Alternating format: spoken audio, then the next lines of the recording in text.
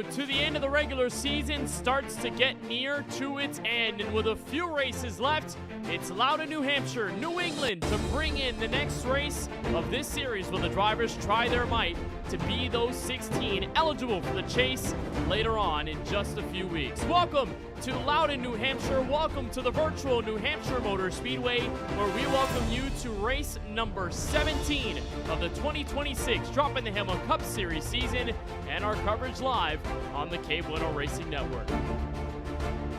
Always glad to have you join us from the Magic Mile, where a driver will try to find their magic moment as the field gets closer to decision time at the end of Richmond to figure out who are the 16 that make it into the Droppin the Hammah Cup Series chase. We're up here in the broadcast booth in New England.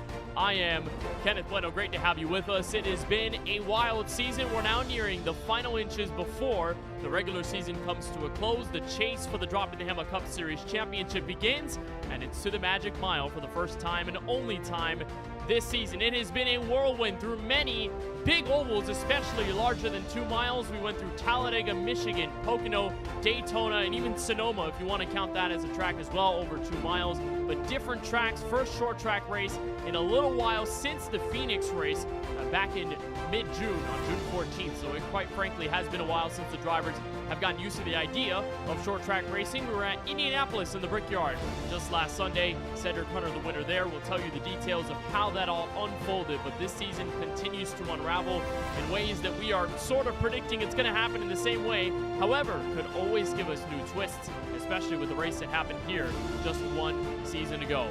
Other than tonight, only 2 races left to go until the regular season is closed. We go to Nashville Superspeedway and the Music City before we close out in the Commonwealth of Virginia on August 9th, deciding those drivers that are in to the DTH Cup Series Championship chase that'll start at Chicagoland later this year. Obviously, the drivers looking for Charlotte Motor Speedway, the Queen City, going to be host the finale later on in the year. Well, let's touch base on what occurred at the Brickyard just last Sunday for the Brickyard 312. Great start for Jesse Whittington and Cedric Hunter, the pole sitter, with Whittington, the rookie, on the outside. But it took not long at all for car number 94 to take the race lead. And then it wouldn't take long for the first caution to be brought out, this time for the second place car. And back-to-back weeks where Cedric Hunter spins in the first 2 laps of the race. Remember, he had wheel spin in the opening jump at Sonoma just a few weeks ago, and Indianapolis seemed to be the same situation for the 45 car. While he had to run from behind, it was all Jesse Whittington trying to control the pace at the front, Steven Stempien and a few other drivers trying to make run behind them, while Brad Fulham, the Canadian, ending up in trouble at the same place that Hunter did, exit turn 3. We had many drivers find trouble exited that third corner, but although the 45 found trouble early in the night, he could not be denied, taking away spots, moving up into the top 2, and then eventually having a shot at the race leader. Warren Kyle Keith deciding short pitting was his strategy around lap 55. He would come in at that point, and then everyone else trying to figure out their strategy as Cedric Hunter darted to the inside, looking for the lead, found it off of turn 2 and down the long back straightaway, able to take the lead. It was the first time the entire night that Hunter had seen clean air at the front of the field since the first few 100 feet of the opening jump of the race on lap number 1. He eventually had to come down pit road. The rest of the field would cycle on. Justin Erb was the net race leader for a little while until Hunter took it back, and then a pivotal caution late in the race. Stephen Harlow loose off the same treacherous turn 3, this time getting the rookie Charles Van Schaik involved, the driver third in point standings. And then as the field came in, who was the driver to short pit? It all circled back to car number 24. Warren Kyle Keith staying out, taking the lead inside the final 50 in the Brickyard 312. And while he took the lead for a little while, it would not take long for the 45 to be back to the inside. A beautiful entry into turn 4. Got the nose underneath, making contact. We've seen these two go at it a bulk throughout the season. Pocono, the last time they wrestled on a 2.5 mile triangle track. It was at Pocono, this time at the rectangle at Indianapolis, but the physicality in turn 1 got Cedric Hunter the race lead, and he would not look back. Career win number 8, and most importantly, win number 7 of the 2026 season. Cedric Hunter not to be denied his first career win at the Indianapolis Motor Speedway, where he finished 3rd in 2025. This time, 2 spots better, and he's going to try to go back-to-back for the first time in not too long. It's been that dominant of a season for Hunter.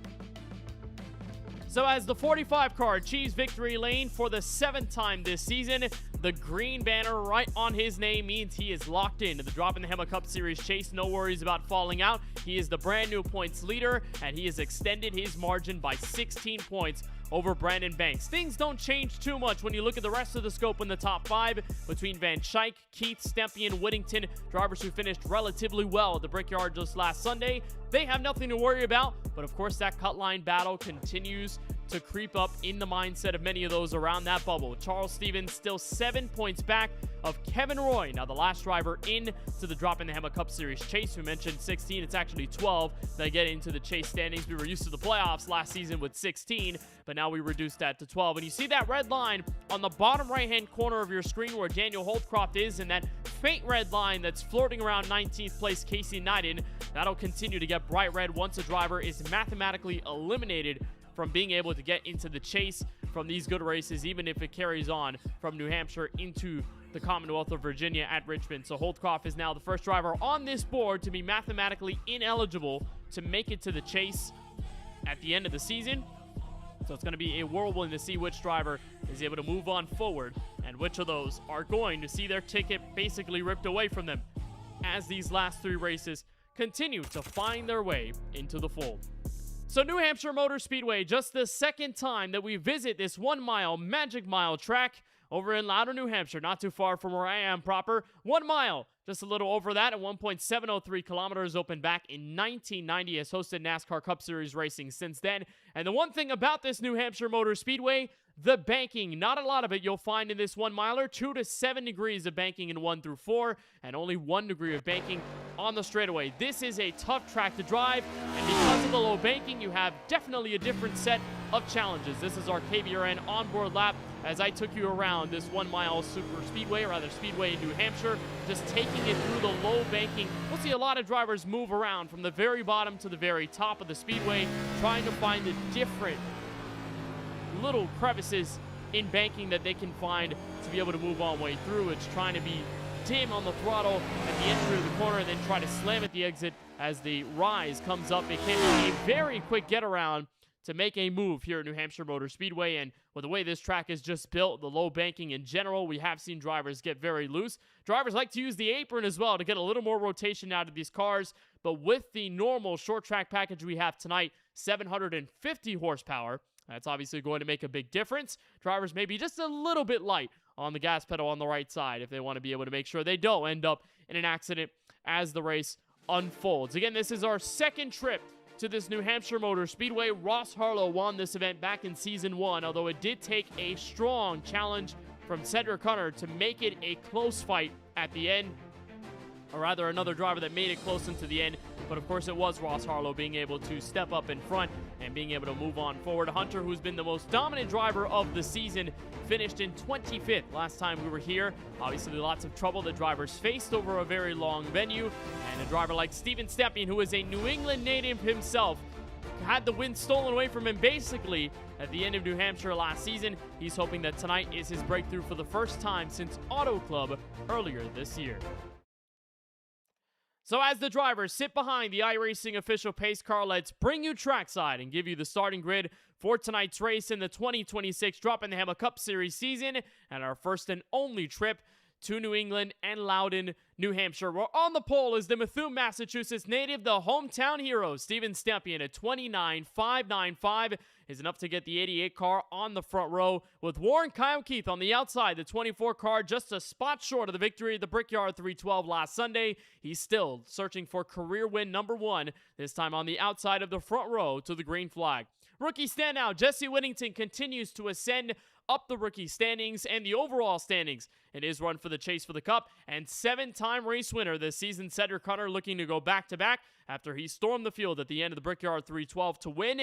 The driver with 8 career wins has never won here at New Hampshire. He's going to try to make that a brand new location to which he is victorious at. Rookie Garrett Walden is back in the series after a little bit of an absence and some lost points, but the driver looking to be the top-seeded rookie in the Droppin the Hammah Cup Series chase starts tonight from the inside of row number 3 in the top 5 position. And his teammate for Cypress Racing Academy, just in his 4th or so start in this series, Zach Wilson, in the 60s showed promising speed at Indianapolis just last Sunday. We'll see what he can do from the outside of row number 3. Matthew Parasini rejoins the series after a bit of weeks in absence, and Alex Muscarella, the Daytona winner from earlier in this campaign, the 48 car for the DTH team, starts tonight in the 8th spot. Stephen Harlow had a crash at the near end of the Indianapolis Motor Speedway race last Sunday. He's looking to have a better run tonight from the inside of row 5 and 9th, and Charles Stevens, remember where he sits, 7 points below Kevin Roy for the top 12 spot. And the last spot into the Droppin the Hammah Cup Series chase. He's going to need a good one tonight just inside of the top 10.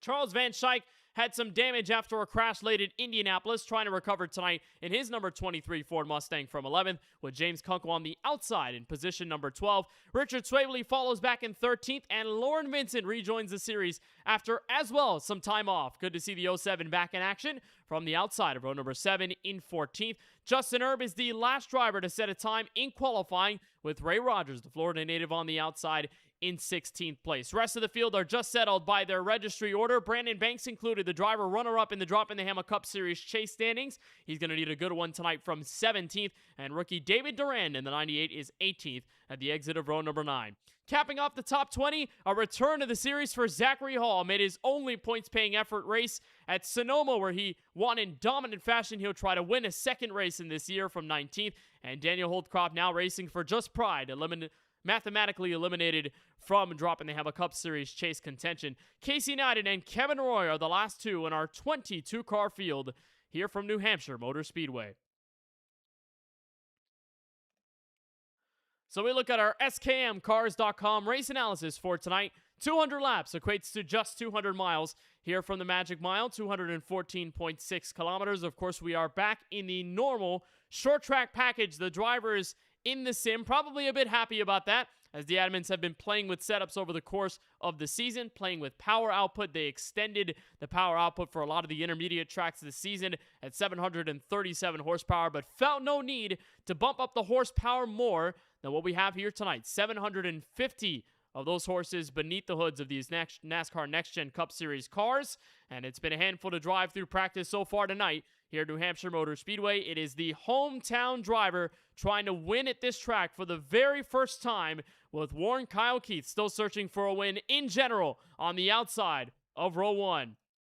Let's get things started from the Northeast. Green flag from New Hampshire.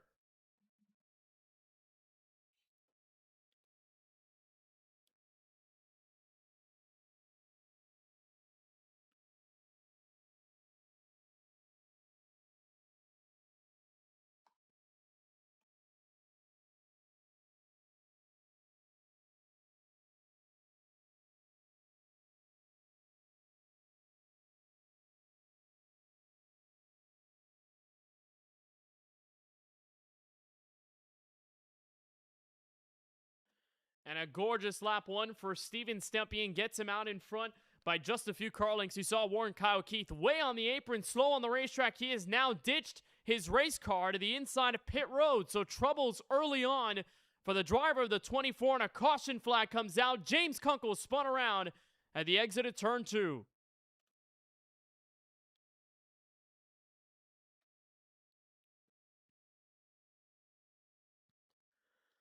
Talked about just how treacherous this New Hampshire Motor Speedway is, and of course this brand new version of the track on iRacing provides for a smoother ride around. It was much bumpier before on the old scan of this venue, but even then, drivers finding trouble at the exit of what is turn 2, where those rear tires go up for a spin. We did see Warren Kyle Keith come in on pit road. He was letting off the gas pedal in the middle of turns 3 and 4 as we rode around for the first time. So came in, did not end up going for service as the pits closed, came back out. So we do need to figure out what exactly happened to the driver of the 24, giving up the outside front row spot as he ended up on pit road and being dead last by the time the field came around to turns 1 and 2. So basically on the opening lap, we had a clean start from Steven Stempien in the field, but it's James Kunkel that finds trouble at the exit of turn 2. And there was definitely contact. Charles Van Schaik, second straight week he's involved in an accident. And it ends up being just a harmless spill for the driver of the 12, just getting a piece of the contact from the 23 car. And again, you can very well get the rear tires lit up from underneath you here at these corners in New Hampshire, but obviously could have another driver on the inside. And it looked like he semi-lost it before the help officially came in the form of the GOAT Racing diecast number 23. And so Kunkel goes for that relatively harmless spill. He'll be back on the racetrack, although trapped in 18th spot. We had a few drivers come in on pit road, namely Ray Rogers, Zachary Hall, and Casey Knighton have come in for relatively top-off service as they come in for the first time tonight. So it really is probably the third straight race to which we've had an opening yellow within the first 2 laps of the race. Remember, Sonoma had chaos very early. Cedric Hunter had spun his tires from his road, respectively, and got a couple other drivers involved. That immediately brought out a yellow at a track where we were not expecting yellows at all. That was the only yellow of the night. And then in Indianapolis, same driver in Cedric Hunter went spinning off turn 3 on lap number 2 from the second place spot. So Hunter is still going to be at a good place outside row number 1. We'll keep an eye on what occurred with Warren Kyle Keith as he will now rejoin this race from the 19th running spot.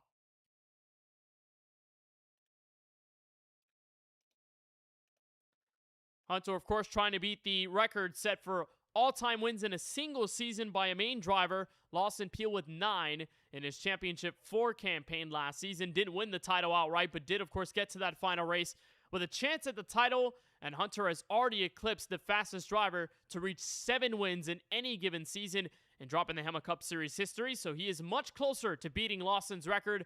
He's going to try to get an inch closer here tonight. He'll start on the outside of row number 1. And our first green flag restart of the night will once again be in the hands of the idiot car in Steven Stepien. Through the Echo Park restart zone. Green flag back in the air. A great jump for Stepien. Here comes Whittington to the inside of Hunter in turn 1.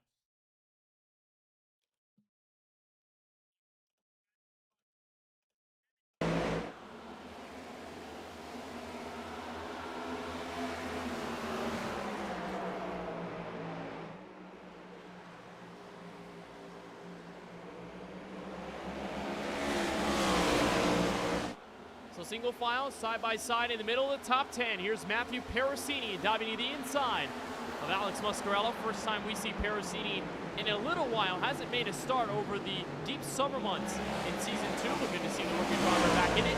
Still diving to the inside of the Red Bull Oracle Chevrolet of Alex Muscarello. Finally broke free and got his first career win in the World Center of Racing earlier on this season at Daytona. Of course, still trying to look for a second career dub on behalf of that Droppin the Hammah race team.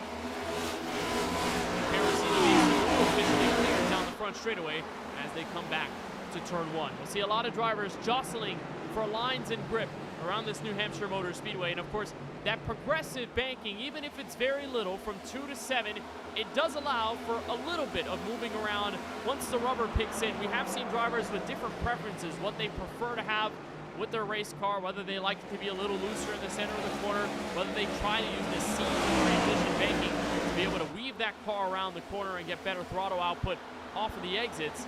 We'll also see drivers maybe go all the way to the apron. Oh, contact in turn 1. Stevens and Van Schuyck doored in the end of the entering of the corner, and they kept it straight. Van Schuyck able to move on through, and Stevens in the middle of 3 wide to the back straightaway. A sketchy situation in 1. Again, hard braking zones in turns 1 and turn 3. So you can easily get the car out of shape, misalignment of lines between the 2 cars, and all of a sudden, Stevens has trouble again. He cannot flirt with disaster tonight.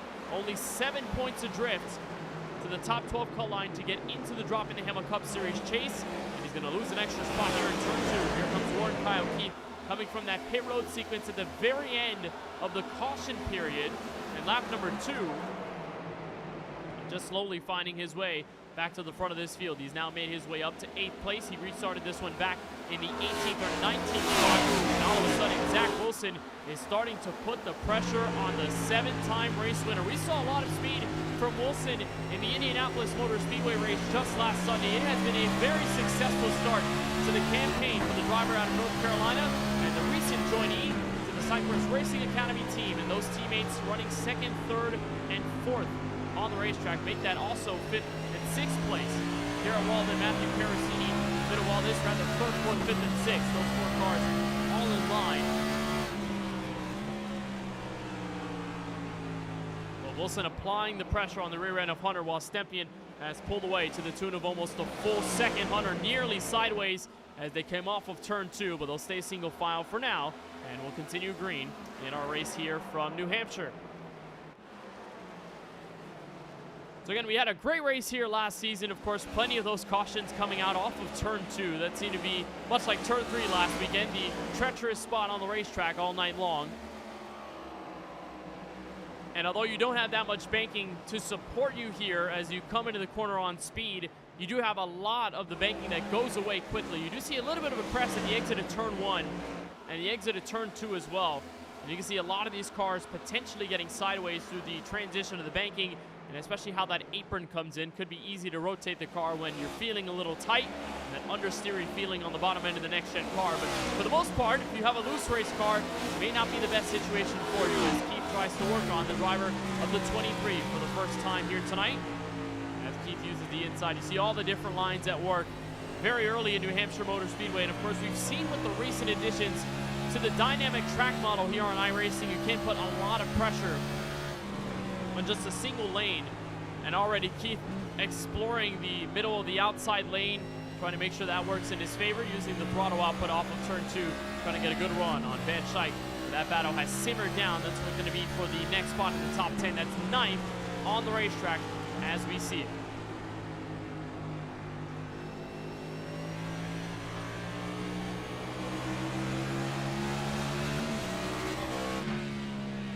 So Stepien continues to lead. This track very dear to his heart. A driver who very much knows this racetrack well. Methuen, Massachusetts native, not too far away from Loudoun, New Hampshire proper. About an hour up the road from where I am right now. And it's a track where Stepien has circled on his calendar, especially late. The 3 tracks that end this regular season: New Hampshire tonight, Nashville Super Speedway next Sunday, and Richmond. He told us even last week after a top 3 finish at Indy that he was very much looking forward to this stretch of the calendar. He obviously has a say in what tracks are played in, especially at certain parts of the season. Very much enjoy this stretch, and it's probably his best chance to win after he took the flag-to-flag affair at the Auto Club Speedway in Southern California earlier on this season. That to this day is his last career Droppin the Hammah Cup Series win. That happened in mid-April, so it has been a little while since we've seen Stepien achieve DTH victory lane. He's hoping that tonight, as long as it stays to plan, could be his next chance at a win and to continue to move up in the Drivers' Cup Series standings. So Wilson continues to apply the rear-end pressure on Cedric Connor, but as the Cypress Racing Academy number 60 has put on the pressure to the 45, it has somewhat allowed his teammates to get in the mix. Jesse Whittington, Garrett Walden, even a bit of Matthew Parasini, all of those drivers trying to work together to make sure they can get around the driver of the 45, and probably feels good to have that early run pace and be able to make sure you can get around probably the most dominant driver of the year so far.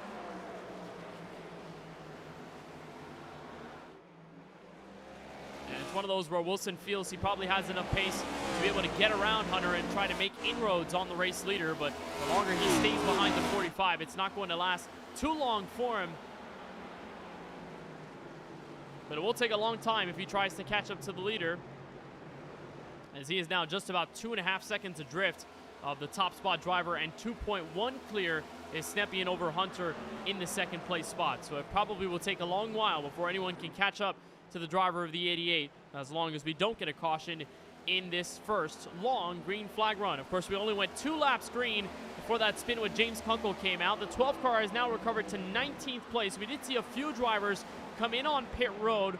Frankly, a lot of them coming in for just a stop and go and getting a fuel splash on their NASCAR Next Gen cars. We did see strategy play a bit of a role. Drivers were near on the outside of the window when the last green flag restart came out in Indianapolis. And although we didn't really have a strategy race here last season, could very well turn into that if the field keeps it clean on a 22-car registry for tonight's race, as Keith makes the pinpoint inside pass on Alex Muscarella, continuing to surge up through the field. And the 24 car is up to position number 7. Here comes Harlow, chant underneath his teammate in turn 1.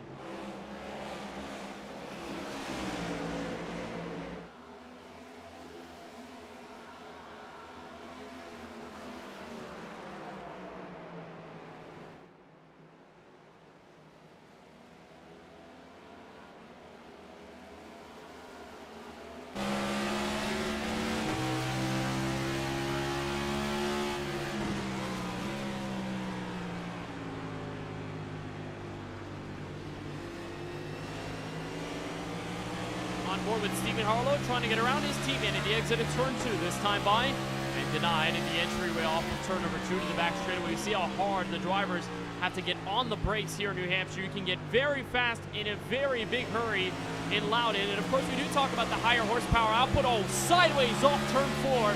Harlow able to save it off the corner as the right rear wiggled and gave him a wave, trying to let him know it was not happy with the situation behind the wheel of that car. And Hunter trying to make sure he keeps it all unraveled and under control as Alex Muscarella makes a move on the inside. Another big slide by Stephen Harlow, going to get him just an inch forward on the 48 car. And here comes Charles Van Schaik, making it a three-way fight for P6. Rather, that's P8, P6. Garrett Walden and Warren Kyle Keith. That may be a two-way fight as they come back to turn 1. Harlow ended up finishing 10th at the end of the Indianapolis Motor Speedway race. And, of course, him being really the only driver other than Van Schaik involved in the last yellow, they were able, on a relatively short field, to be able to make up their way through the field. And Harlow, a driver who is, like many, trying to maintain his placement in the Droppin the Hammah Cup Series chase, a driver who's had a back-and-forth year. And his best finish is 3rd, came all the way back in late March at Texas Motor Speedway. But ever since his best finish was probably 4th place mid-June at Phoenix, where he had a very strong car.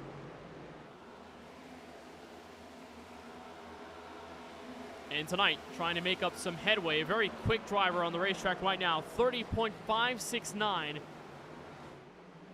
for the driver of the 6. A couple tenths faster than Warren Kyle Keith and Garrett Walden. Those two now engaged in a little bit of side-by-side combat for a momentary notice for those two went back single file. Keith, of course, trying to regain all the track position lost from that first yellow where he was already coming down pit road, and the lights came red in pit road, meaning he could not take service. He had to come back out, and it probably looked like an early strategy call, something different along the lines for the 24 car. We still don't know the full story yet behind the wheel of Keith's number 24 Ford Mustang Dark Horse, but continuing to run well on the racetrack now, going back into the 30.5s and still hunting down Garrett Walden in the running for what is now the 6th place spot on the racetrack. There's a look at the race leader up in the distance of Steven Stemping. That gap has remained steady at around 2.1 seconds, but of course this gap for second has not changed at all in the slightest. 1 to 2 car lengths between Zach Wilson in the 60 and Cedric Hunter, the 7-time race winner this year, in the number 45 car. Here's the look on board with Wilson.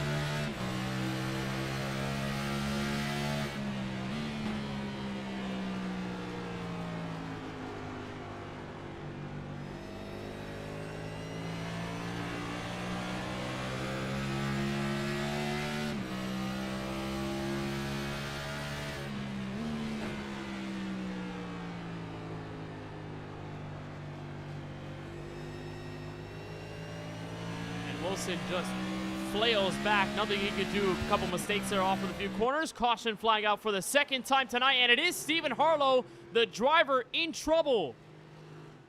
And just as we were talking about him breaking into the top 10, some left rear damage on the Chevrolet and our second yellow waves. This surely will bring drivers in on pit road.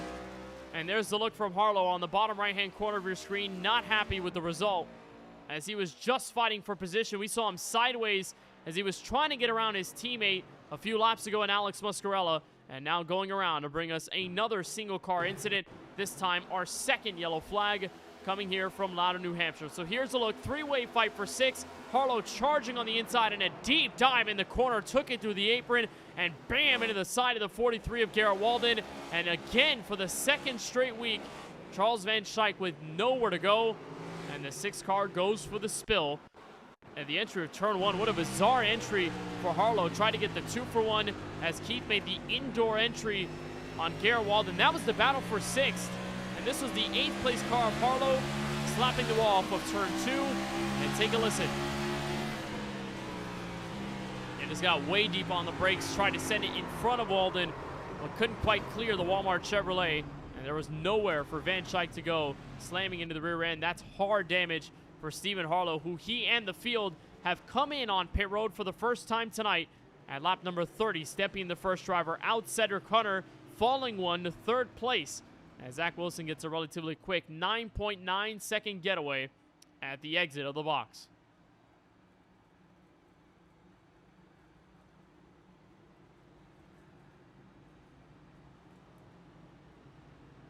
So while we're under the second caution flag brought out here in our regular season affair from New Hampshire Motor Speedway, let's join the driver of the number 6 coming off of pit road now. And Stephen Harlow, you saw the incident there. You were entering turn 3. Tell us your perspective there as you were trying to make up position on the racetrack. Oh, I just drove it in way too deep. I'd been practicing a little bit going down to the apron, and doing it in a race is a lot different than doing it in practice, I guess. So it was totally on me. I just messed up. How bad was the damage there, and were you able to repair any of that and get it at least back to 100% shape? Yeah, it was only like 25 seconds. I'm glad it was not too bad for me or for anyone else, really. All right, well, Stephen, we appreciate the time. Tough luck there, but best of luck for the rest of tonight's race. Thank you. Stephen Harlow ending up in our second caution flag brought out for the night. Everyone in the field came down pit road. Only big change in the field. Potentially Warren Kyle Keith dropped around a few and is now going to be back at the green flag restart as Steven Stemping takes the field back to turn 1. A beautiful jump once again for the Massachusetts native, diving into 1, clear by a few car lengths. Hunter Wilson and a car around. Jesse Whittington to the outside wall. Yellow flag out the 3rd time, and it didn't take long. And this time the rookie standout for Cypress Racing Academy ends up spun around at the exit of turn 2. Didn't get any damage as they were coming back around.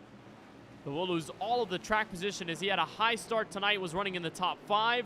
And now we'll have to give away the track position on our second consecutive caution flag brought out for a single car spin with contact involved this time in turn 2. Get a look from the secret lap, number 94 Chevrolet. Already a bit of contact. It was Matthew Perusini. Got a tag of him at the apex of the corner and did in fact back it into the outside wall. Perusini also went sideways and brought him around for the spill.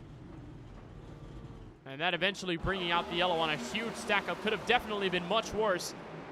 As there's a look from Perusini, that bright yellow number 96 just tagging Whittington, trying to slow down. And then Alex Muscarella getting a tag from Justin Erb and a few other drivers with damage. Muscarella probably with the worst damage of them all. The 48 car with a big touch to the front bumper and got a large dent on his Red Bull Chevrolet.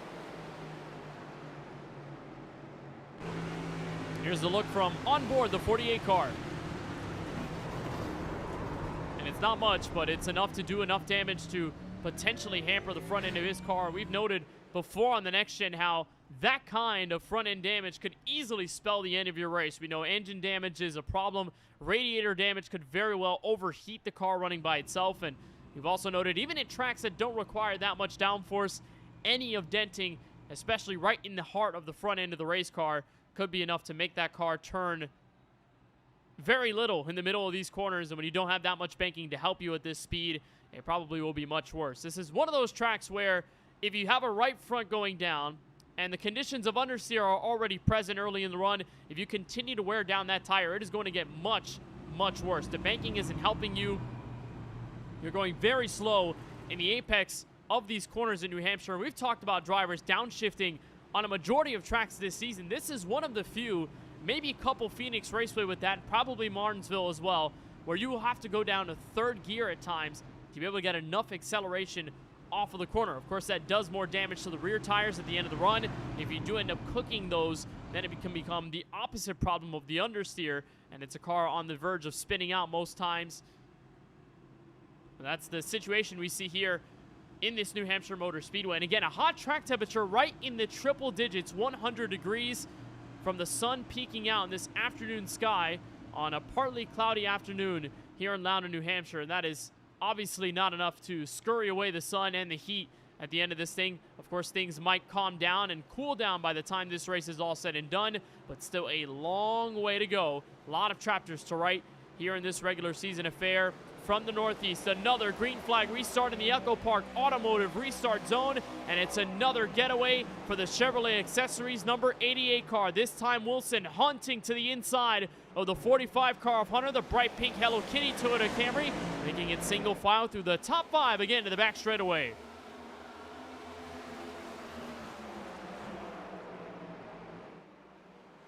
And now for the first time, welcome in the 33 car to the top 5. Zachary Hall started this one way deep in the field, only in his second points-paying effort of the 2026 season. Last time he was a part of the points-paying field, he dominated the field, decimated the competition in wine country at Sonoma Raceway. Now under fire, this time from the number 24, Warren Kyle Keith. Not going to give this one up easy. The 24 trying to get back into the top 5 since we started this race on lap number 1. Gets a look at the high side. 7 degrees of banking there in turns 3 and 4. Keith gets the roundabout, makes the move, and now looks on Garrett Walden for 4th place.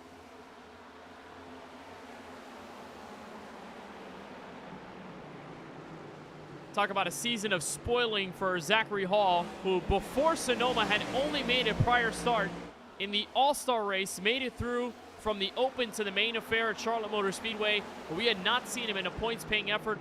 More often than not, he is up on top of the box of the 45 car, Cedric Hunter, and helping him achieve victory lane each and every week.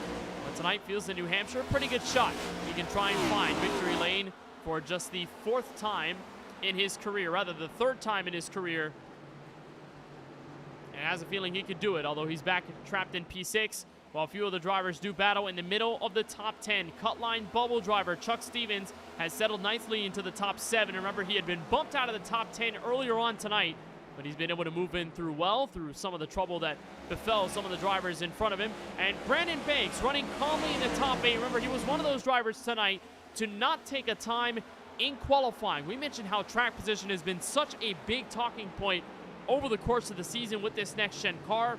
Of course, the admins of the Droppin the Hammah Cup Series trying their best each and every week, playing with the setup and the power output to make sure these cars can race a little more out there on the speedway and have a bit more opportunity to get around each other. But especially at tracks like these, we've noted track position, and even the drivers will tell you that having a good qualifying effort is half of the battle. And then it's just staying up front, making sure you don't falter on strategy or have any mistakes that could end you in an incident that takes you out of the affair for good. And Banks is one of those that started off the season dominantly, didn't finish a series race outside of the top 5 until things changed a little later on in the campaign. Only 2 finishes this season that fall outside of the top 10. And even then, with the dominance that we've seen out of Cedric Hunter, his form lately has just overwhelmed the competition. Banks has not been able to keep the 45 car at bay for the top spot in the Droppin the Hammah Cup Series chase. And again, that does matter later on this season. There are no playoff bonus points that we had in the format last year.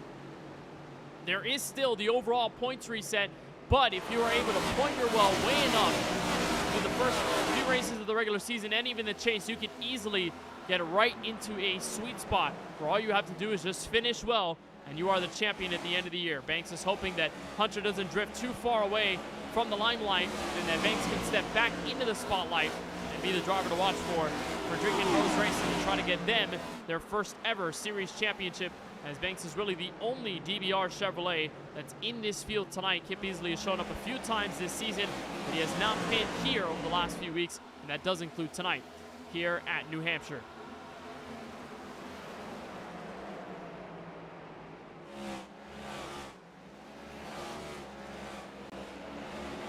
So watch the battles in the middle of the top 15. There's Richard Swavely as he continues to make his run to the top 10. You saw him in the outside of, rather in the middle of 3 wide with a few other drivers, Jesse Whittington and Ray Rogers. But a very special paint scheme tonight for the driver of the 32 car, representing the wrestling theme that's going on. One of the few themed races that we'll have this season. National Super Speedway will be the next one, a Music City theme in the Music City. Very fitting, but tonight only 2 cars representing the wrestling theme tonight, and the 32 of Richard Swavely going with the very evil and the very nice and very fast Danhausen behind his number 32 Ford Mustang Dark Horse. So a beautiful paint scheme on behalf of the number 32 tonight. He runs in 15th, trying to defend against rookie driver in the 07 of Lauren Vincent.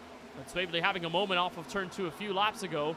One of those few drivers just getting into the festivities, and hopefully we see a lot more of the drivers get into the fun over the course of this season. Still several races to go. Rockingham, a throwback race, and the NFL themed night for the Dover Motor Speedway race later this year. So surely many other opportunities that drivers will have at making their own custom paint schemes and having a bit of fun, especially that NFL scheme themed race. That'll be fun. As Jesse Whittington sideways off turn 2. Second time we see the 94 car in trouble. And this time, it will bring out another yellow flag. No damage for the Secret Lab Chevrolet. But New Hampshire has not been kind to the 94 car.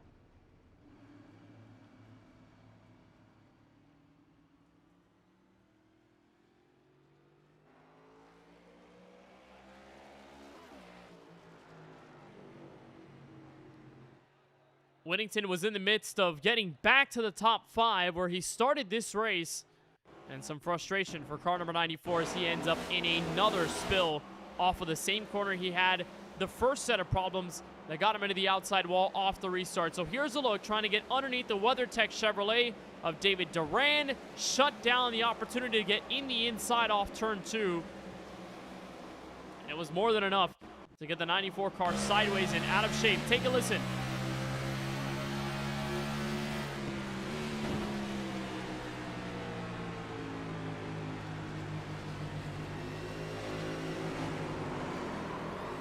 One of those things about New Hampshire is that you'll see a lot of drivers arc down at the exit of 2 and 4, just trying to get as much throttle and get the car as straight as possible at the exit of the corner. But of course, when you have a car trying to feint a look on the inside, could very well result in those two cars merging on the lane and creating some contact. So we saw that there between the two Chevrolets, and now Whittington coming on a pit road. He is one of a few drivers, starting with Garrett Walden back in 14th, to visit the pit lane under this third caution flag of the night. Or rather, fourth yellow flag that comes out here from New Hampshire. It's Walden from 14th and everybody on back coming through for either 2 tires, 4 tires, or of course the splash of fuel that they hope can get them to the end of what is the next potential longest run. Stepien and the rest of the drivers back to 13th did not come in. Charles Van Schaik is the last driver to stay out on the racetrack as we see it.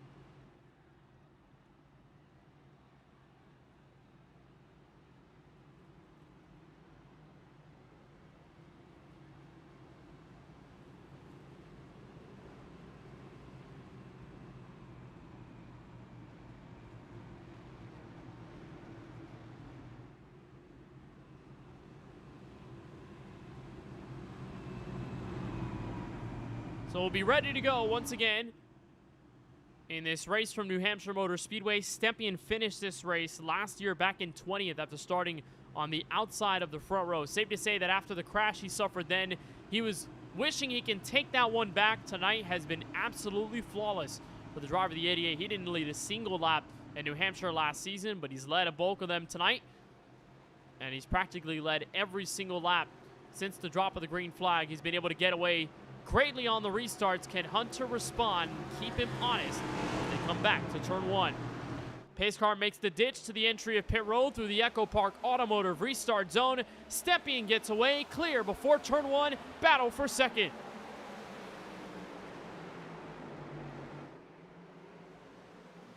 Shuffling around to the back straightaway for the first time on the restart. Hall is able to make his way through to 5th.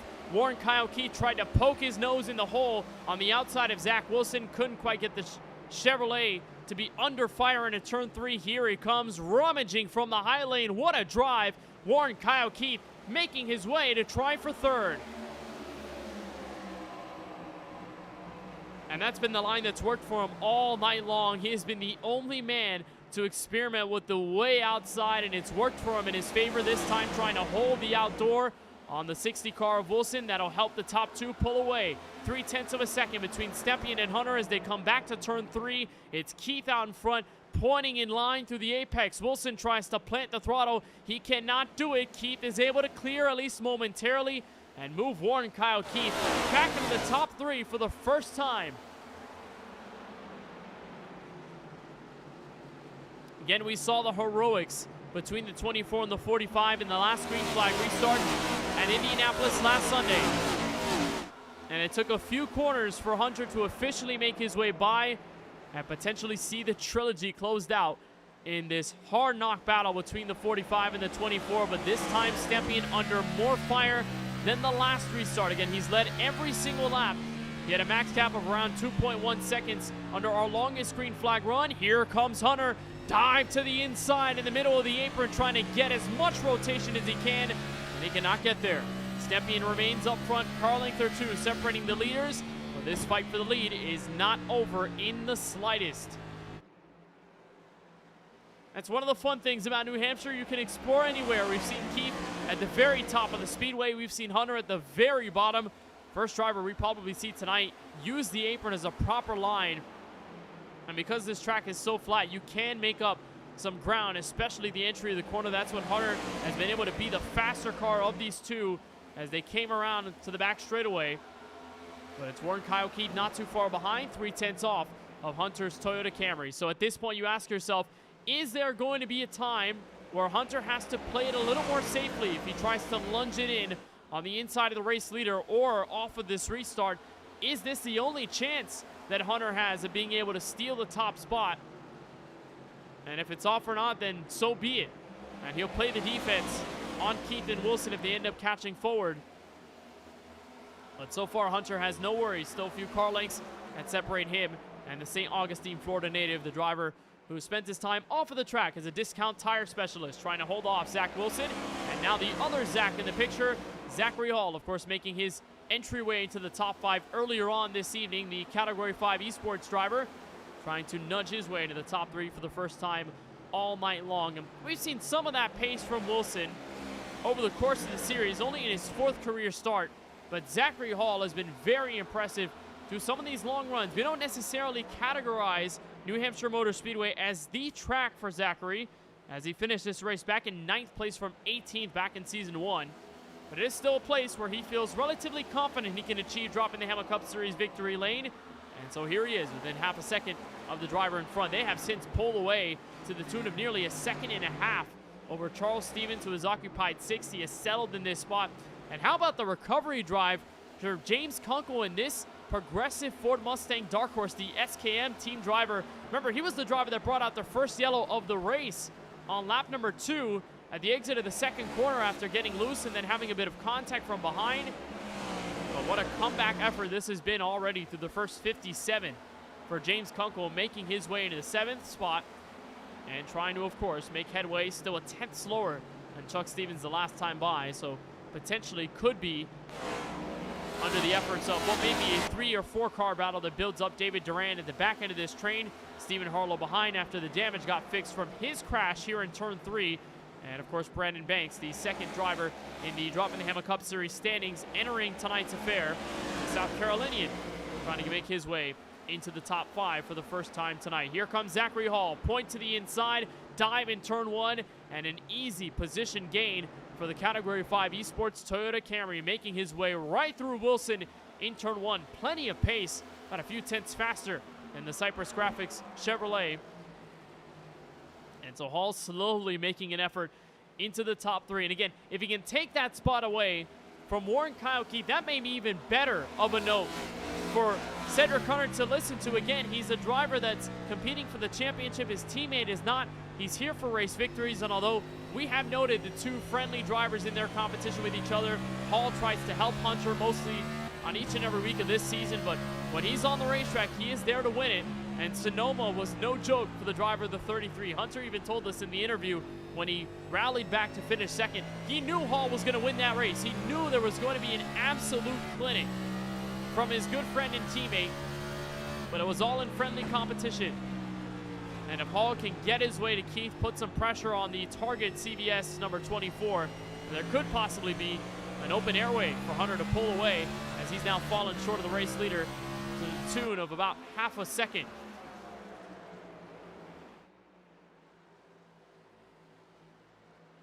So it is Stepien still in command of this Droppin the Hammah Cup Series race from New Hampshire. He has not at all given away a spot in this field tonight.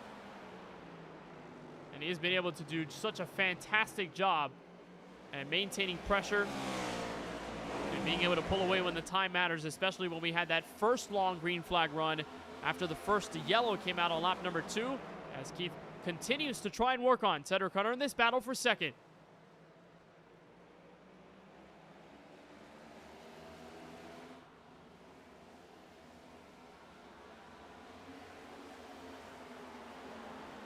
And here comes Keith, way sent in turn 1, got too much of the entryway into the corner, lost a bit of time. Hunter squeaks a little bit closer to the driver in the race lead, and Keith has to hit the reset button and try again.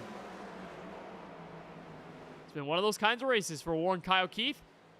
Again, many of the nights have been around gaining aggressive spots, not being afraid to take a different strategy. He short pit earlier on in the Indianapolis race, and of course worked out for him to end up finishing second at the end of it all.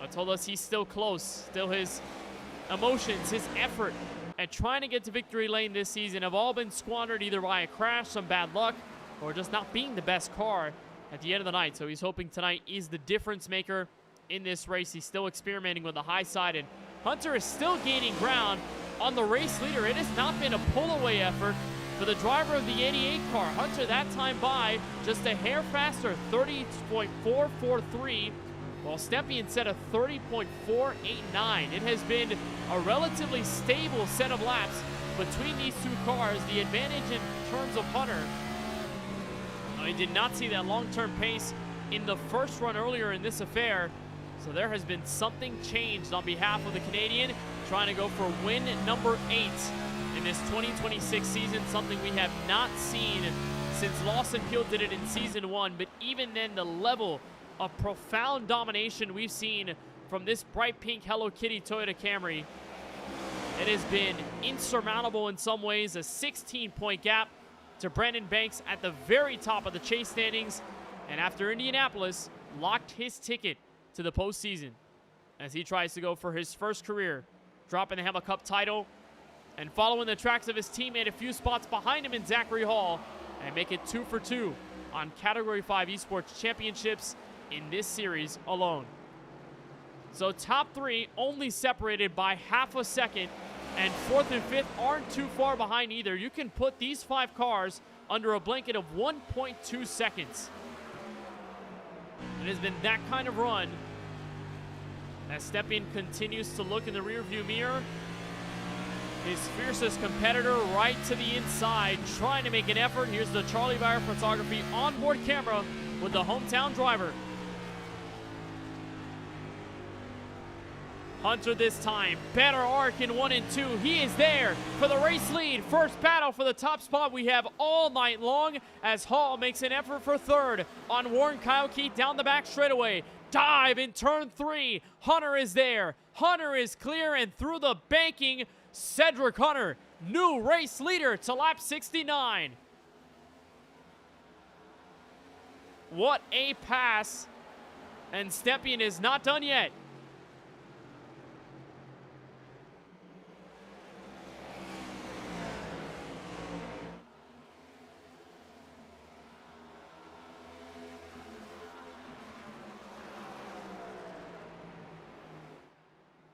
And Hunter had to work for that, diving in turns 1 and 2, and then a deep send in 3 and 4 to get right to the inside and make the move. Cedric Hunter, the first lead change of the night here in this Northeast excursion from New Hampshire Motor Speedway. Three-way fight for 3rd as Warren Kyle Keith and Zachary Hall continue to go at it. These Category 5 Esports Camrys have been blistering fast over the last few runs, and here comes Hall to the inside for 3rd. Trying to employ the same strategy that Hunter did, diving deep in the corner, keeping tucked to the very inside line, and Zachary Hall, beautiful textbook pass on Keith. First time the Hall car is in the top 3 tonight.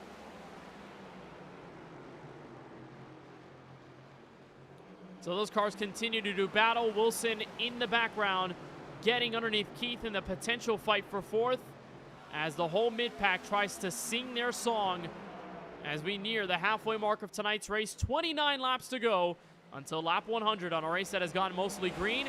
Only a few yellow flags, a lot of them for single car incidents. The only multi-car crash happened in turn number 2 with Harlow and Charles Van Schaik. But ever since, field has kept it green, and a very good big credit to the field. Although we haven't seen a huge field in this series in a little while, we have seen the drivers go at it on long green flag runs and have extended it mostly clean.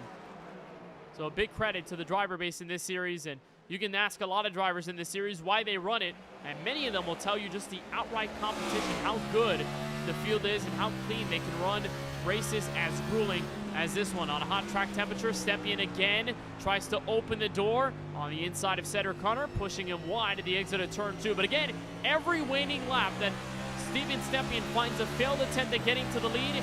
Is every lap that this driver can make an attempt for second, looking on the inside. Battle for second continues. Battle for fourth behind him. And inside, Hall still has the open spot to make a dive in turn one. Got denied as he got to the first corner. And he'll hit the reset button and try again. As Stepien has been eager to get back to the rear bumper of Cedric Hunter's car. It is a muscle around New Hampshire Motor Speedway. But Stepien, who led for the first time here in New Hampshire in his entire career, now giving away the spot for the first time. And do things change between the top three? Is Stepien able to get on by, or is it just too overpowering through the dirty air for Stepien to make that big of a difference? This time chases the high side where Keith has been making himself home all night long. It's been the best line for the 24. That's the first time we see the Chevrolet Accessories car make a move any higher than the very middle lane, which has been the most dominant run tonight. Stepien, a large send in turn three, trying to get to the inside, bumping the 45 out of the way, and it's physicality muscling out of the way. Steven Stepien back to the point from New Hampshire. And now the retaliation. Can Hunter get through? Answer is yes. Stepien has a chance to cross over exit turn two, and he's there. What a battle this has become for the lead. Hunter tried to shut him off. Stepien back low. Remember, the teammate in Zachary Hall runs in third, so this could get very fun. Hunter again nosing high side. He's got the spot. He's got the nose ahead to the line, but Stepien got the done. And he's looking again. Entry turn one. And he clears him this time. Stepien back to the point.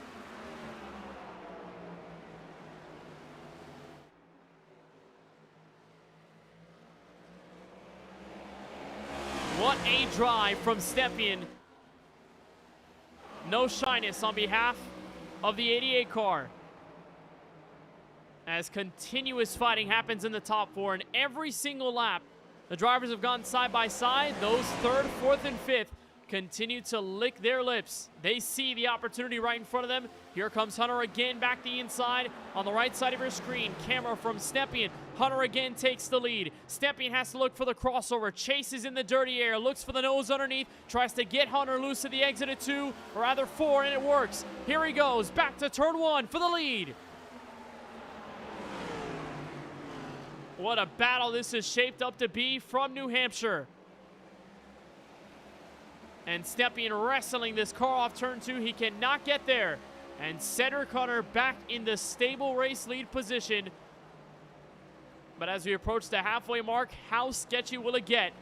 And which other drivers will make their name known in the middle of this top five? Remember Zach Wilson, he is still 7/10 behind the race leader, and he is only 2/10 back of the third place car in Zachary Hall, and only a few tenths shy of Steven Stepien, about a half second. So there still is a bit of life for the Chevrolet and Wilson, and even a bit of the Ford Mustang and Keith as he's starting to fall away.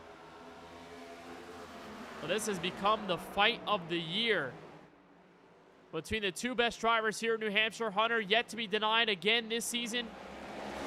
Stepien that time couldn't get a look to the inside. And it's Zachary Hall now having to play a bit of defense on Wilson in the battle for third to turn one.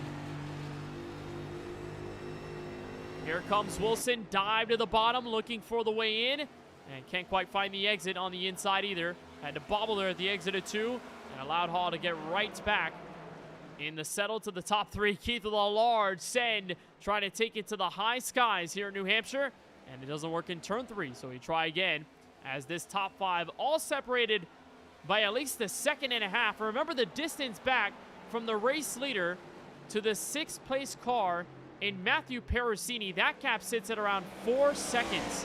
So it has been the top five absolutely breaking away. The best cars in the speedway tonight have been easily the ones to put themselves in rarefied ground as they are slowly catching up to cars that may fall a lap down. We already have a car that is beneath a few laps, 4 laps down for Lauren Vincent, the rookie driver, back in 22nd. And And as of the moment, he is the SKM Lucky Dog holder if we do get a yellow flag tonight. But as it stands, there just has not been that type of race, as it's gone green for a majority of the running. So here's Garrett Walden, of course, the driver that was semi-involved in the Stephen Harlow skirmish entering turn 3. He was the driver that Harlow bumped off of in the large dive right around this portion of the racetrack, trying to work on Brandon Banks in the running for 11th.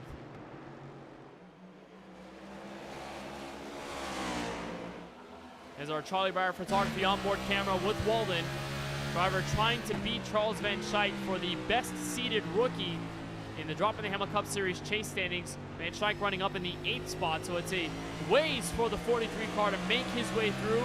Of course, plenty of cars he can get through in the meantime. There's Brandon Banks in front, veteran Ray Rogers up at the 10th spot, and Justin Erb leading this breakaway of cars inside the top 9. And also a special scheme on behalf of the driver of the 20. We mentioned the 32 of Richard Swavely being a part of the wrestling-themed cars tonight. This is the second and only other car participating in the festivities. Justin Erb with a Joseph Park two-face Abyss car on either end of the Ford Mustang Dark Horse for SKM Racing. So you see the dark side for the Abyss on the right side and the left side colored in white for Joseph Park. So you see the two-faced situation there for the WWE. A lot of drivers in this series a big fan of Worldwide Wrestling. As those two getting into the theme spirit tonight from the Northeast, still trying to hold on. Spot over the Ryobi bright neon yellow Chevrolet of Ray Rogers, the 51 car, trying to take a look to the inside spot. We've seen some great races out of Justin Erb this season, several top 10s, but has not achieved the top 10 in a little while. It's been a little bit of a rocky back end of the regular season for the driver of the 20.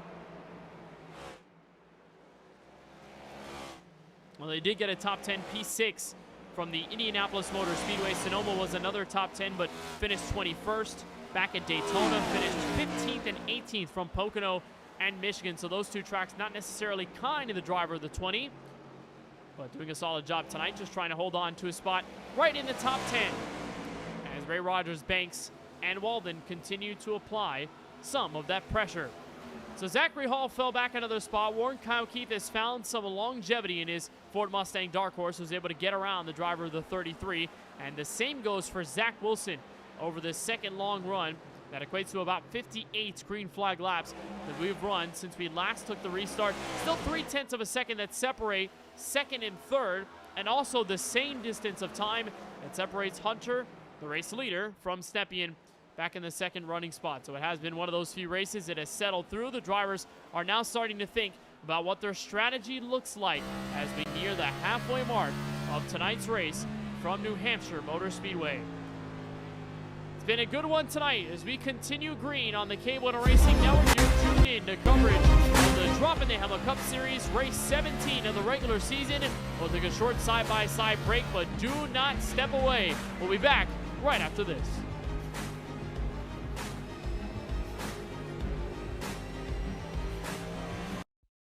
Racing isn't easy, but experiencing it is.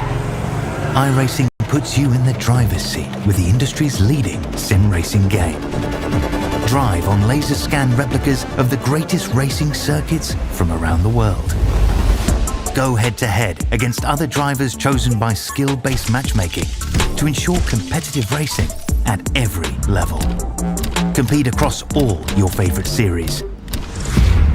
In officially licensed cars, engineered to deliver the most accurate driving experience possible.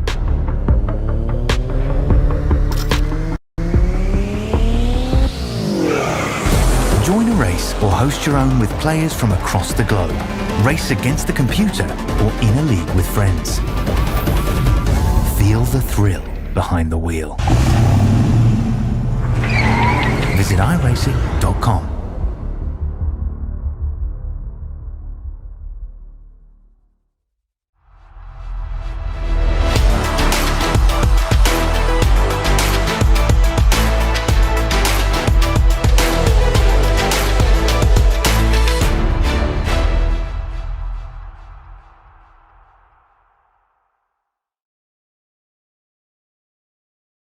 These Pop-Tarts are tasty. Maybe Pop-Tarts do belong on the tailgate table.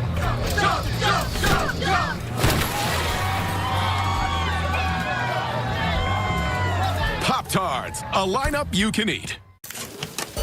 There's only one fuel that can drive the performance you demand from your car. New 94 Octane, the highest octane on the market, only at Sunoco.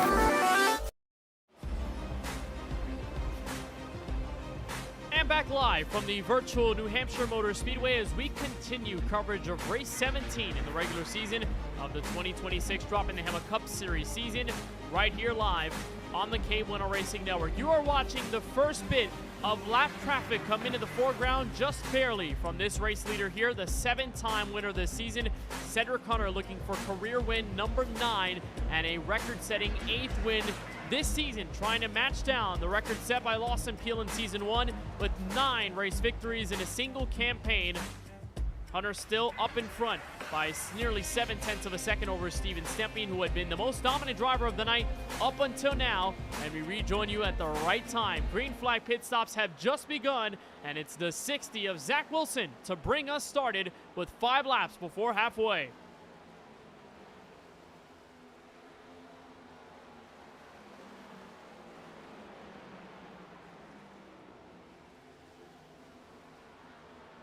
James Kunkel, the other driver that came down pit road the lap before, and of course the driver is starting to fall a lap down shy of everyone there. Wilson trying to get a quick in and out stop, and we'll see whether that changes the mentality of the rest of the field. And as I say that, here comes the driver pitting from second. Steven Stempien is in on pit road this time by. And lap number 96, the drivers have pushed already around 66 laps of their green flag stint, so it has been a little while. And we know the 100% fuel can take them a relatively long distance. The driver's feeling that a little before halfway is their time, but we know at least one more green flag stop could be in the cards. And with the yellow flag that came out late at Indianapolis last week, you can never quite count out when the next yellow will come through, especially late in the run. There's Daniel Holdcroft, who in this race eliminated mathematically from contention in the Droppin the Hammah Cup Series chase. And this is going to get interesting. Fresh tire cars on the inside. Wilson breaks through. Stempien not too far behind. Remember, those two cars fighting for net race position. And Stempien only on that 1 lap better of tires than Wilson, so that could very well get very close between the two cars. Holdcroft with an awkward exit off of turn 4. Stempien had to give way and now loses him a bit of time on the 60 Cypress Racing Academy Chevrolet. So those two cars separated by a few car lengths, and we still wait for Cedric Hunter to make his move on pit road. We did see that at least pitting in the sweet spot worked for the moment at Indianapolis under green. And the overcuts by many laps didn't seem to work too much at a track that was 2.5 miles. But of course, things do change a lot when you shorten the distance to only 1 mile. And as we look at it off of turn 4, not anyone in the top 5 have elected to visit pit lane. So that does leave a majority of the field that are staying out. That time through another car coming in. This time it's Casey Ninan that's on pit road. He already came down around 49 laps ago in this race, and he's already fallen the lap down from the leader. So we'll take probably another lap off of Casey Ninan's tally, and that will of course change things overall in the running for the SKM Lucky Dog if we do end up having a yellow. Right now, Daniel Holdcroft, that car you see on the left side of the racing screen where Perosini is running as a lead lap car in second, he is the first driver that's put a lap down, so he will get the SKM Lucky Dog if a yellow does fly. And as Perosini has closed in the gap on Cedric Hunter, that floating around 7 to 8/10 of a second. Of course, they're still awaiting their time as we approach the official halfway mark. Lap number 100 of this 200-miler here from the Magic Mile. Hunter looking for pit road. Not this time. He'll stay out another lap. Matthew Perosini stays out as well, and so does Zachary Hall. So those two cars will eventually keep it out another lap. Here's Stephen Harlow. This is for net position on the racetrack. Third on the racetrack, turn 1.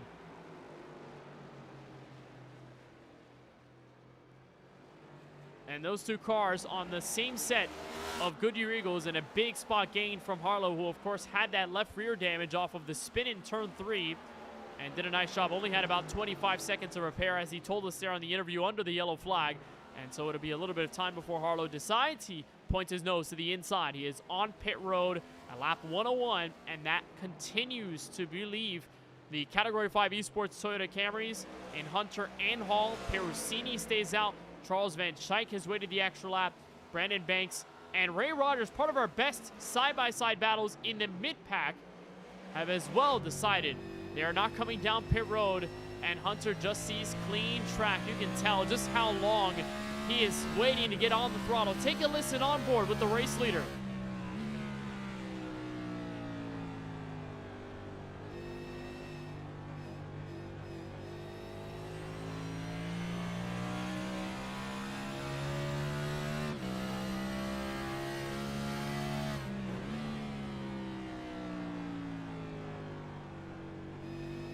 And that shows you what 73 laps on a green flag stint does to the race car. It takes ages before he can find his way back on the throttle. And again, that comes from a naturally tight race car. Of course, these tires have gone through the longevity of the run. This is now the longest extended race under green that we have had the entire night. Past the first one that we had after the caution on lap number 2. As here comes Brandon Banks, charged to the inside of Charles Van Schaik in the battle for 4th.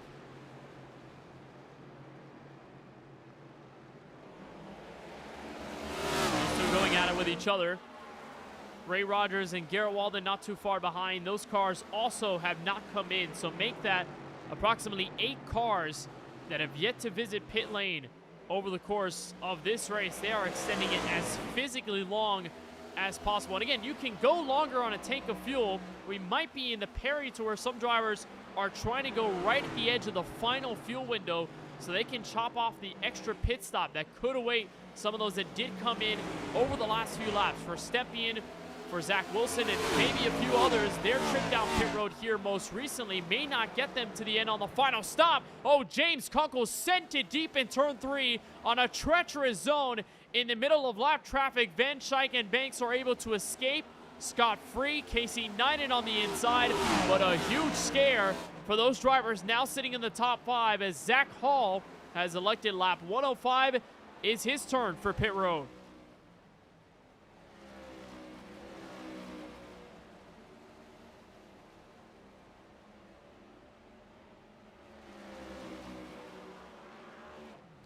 And again, you get into these points of the races where, especially on the short track, the speed difference is large. There's a look already from David Duran getting around Charles Van Schaik. There is a monstrous difference in pace when you have fresh tires versus when, of course, you do elect to come down pit road.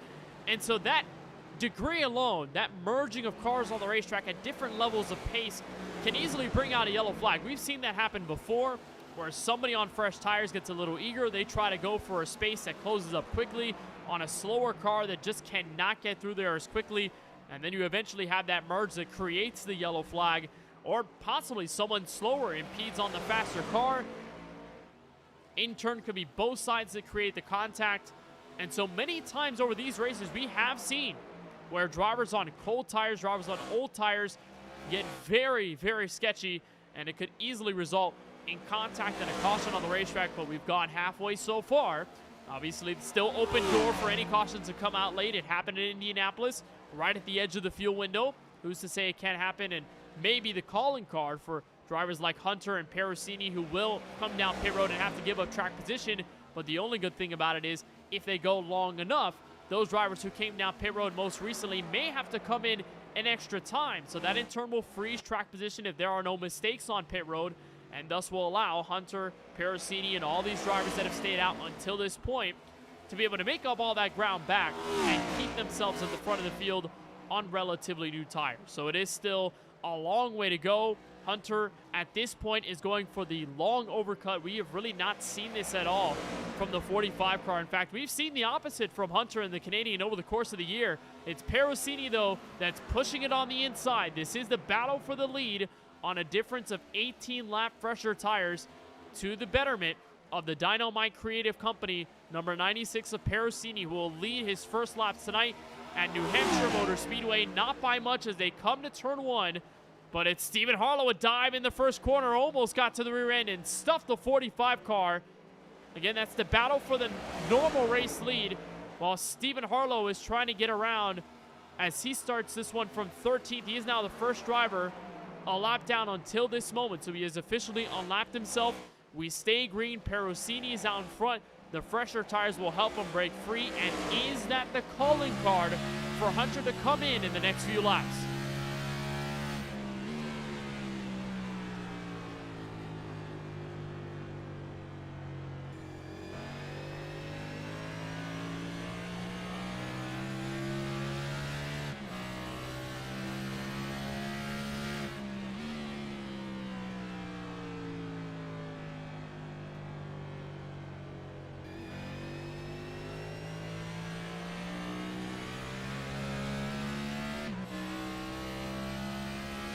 Perosini now pulling away from Hunter. That tune a second, about half a second between those two cars. It's about 10.5 seconds away from now the third place driver, Warren Kyle Keith. Again, he was the short pitter out of everyone in this field. Zach Wilson has the better tires by at least 5 laps.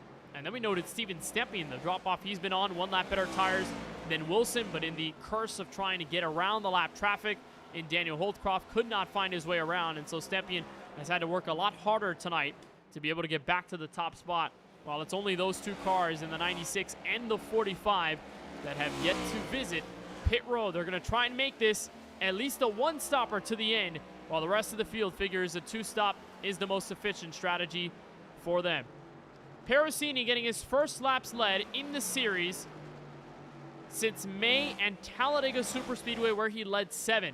And the only other race where he had led laps at all in this series was in his first ever start at Daytona, led 21 laps in the opening race of the calendar year, by making his 8th career DTH Cup Series start, and his first start in a little over 2 months for Perosini. Great to see him back in action on the Sunday nights, and hopefully he can stick with us for the back end of the regular season, and of course for the chase for the Cup that takes us to the finale in the Queen City at Charlotte Motor Speedway at the end of the year. Hall going to get around Perosini. That is, of course, to unlap himself, make himself now the 14th car that is on the lead lap. And all this change for track position means, of course, still the waiting game for the Chevrolet and the Toyota. Hunter going now 86 laps on his set of Goodyear Eagles and his tank of fuel.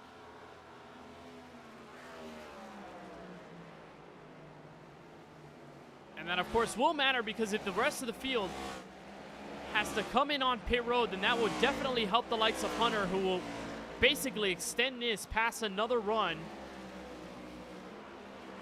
And the last time we can think of the time that Hunter went on ultra long range on a green flag stint, it was back in Iowa, a race that he eventually ended up winning. But it wasn't necessarily a fuel situation, it was a tire call. Iowa was the hardest track on tires to the rest of the field, Hunter included, but Hunter saved enough of his stuff to be able to take the race lead and was able to just afford 1 stop versus the rest of the field, who eventually, inside 25 to go, had to come back down pit road in order to avoid any of the tires blowing on the racetrack. And when you do have a tire blowing in this next-gen era with the iRacing situation, you get a meatball flag, a black flag with a orange ball in the middle. That basically signifies you have to come down pit road in the 5 laps since you get the flag, or you will be disqualified from the race. So we haven't heard of Cedric Hunter having that problem quite yet, but the gap continues to shrink between Hunter and Warren Kyle Keith, who is the car on the leading group of the net drivers who came in on pit road under this most recent strategy. But that may change soon, because here comes Zach Wilson. Better tires by 5 laps. He's been able to hunt down the target Ford Mustang, and in this race for third, they are 6.5 seconds away in the battle for the lead, which is now extended past a 1.5 seconds. So this could be a pivotal pass for Wilson. Here he goes, nudging to the inside in turn 3.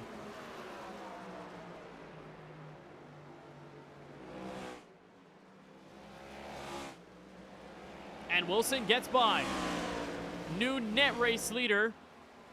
Should we find the rest of the drivers on pit road? And as soon as Wilson takes away third, here comes Cedric Hunter after a long time. 80 laps to go is right where Hunter finds the sweet spot, and that may tell us that Hunter feels he can make it that very last run. He went over 85 laps on his stint before eventually calling it quits.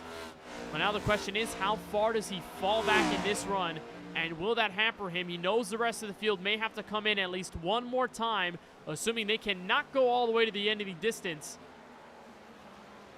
But it's going to be fun to watch the battle for now. The net race lead as Matthew Perusini continues to lead laps at the front, still 5 seconds clear of what is this three-way engagement for the top spot should the cycle fully go around. And it's Steven Stempien that is finding a bit of extra life here, trying to dive to the inside of Warren Kyle Keith. There goes Kevin Roy, the entry of pit road. Again, that battle between himself and Charles Stevens, relatively decided. Roy started this race in 22nd. He's been able to move up 7 to the top 15. So it's been a good move up to the field for Roy, but it's just been an even better race for Stevens, who came into tonight 7 points shy of the Droppin' the Hammah Cup Series chase cut line. While Kevin Roy had the final spot in, so that is going to matter a ton, and it's going to matter a lot more as these front drivers, front-loaded, trying to make their way through. Zach Wilson has taken the lead. Matthew Perusini has come down pit road, so there is going to be a full cycle through, but it's a three-way engagement for the top spot. Stempien sending it underneath, nearly made contact with the rear bumper of the car. All of them getting around David Duran in turn 2.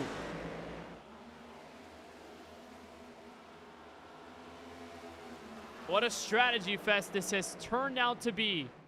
In a very short order, here comes Brandon Banks on pit road. 93 laps he's gone, so we know he can at least make it to the end of this one. That'll shuffle Cedric Hunter to the 6th place spot. And that gets him just a little bit closer. Again, he has way better tires than the rest of the field. We look at him in comparison to the leader, 26 laps better than Zach Wilson, 31 laps better than Warren Kyle Keith, 25 laps to the good compared to the 3rd place car in Steven Stempien. So there is still a lot of time to gain. Still plenty of time for this race to fully cycle through. But as we see it, the drivers at the front have to make it down pit road one more time while Hunter can just run away and try to hold on to his car until the checkered flag. So as this race continues green, here from New Hampshire Motor Speedway, why don't we turn the sounds up and crank it up here on the KBueno Racing Network.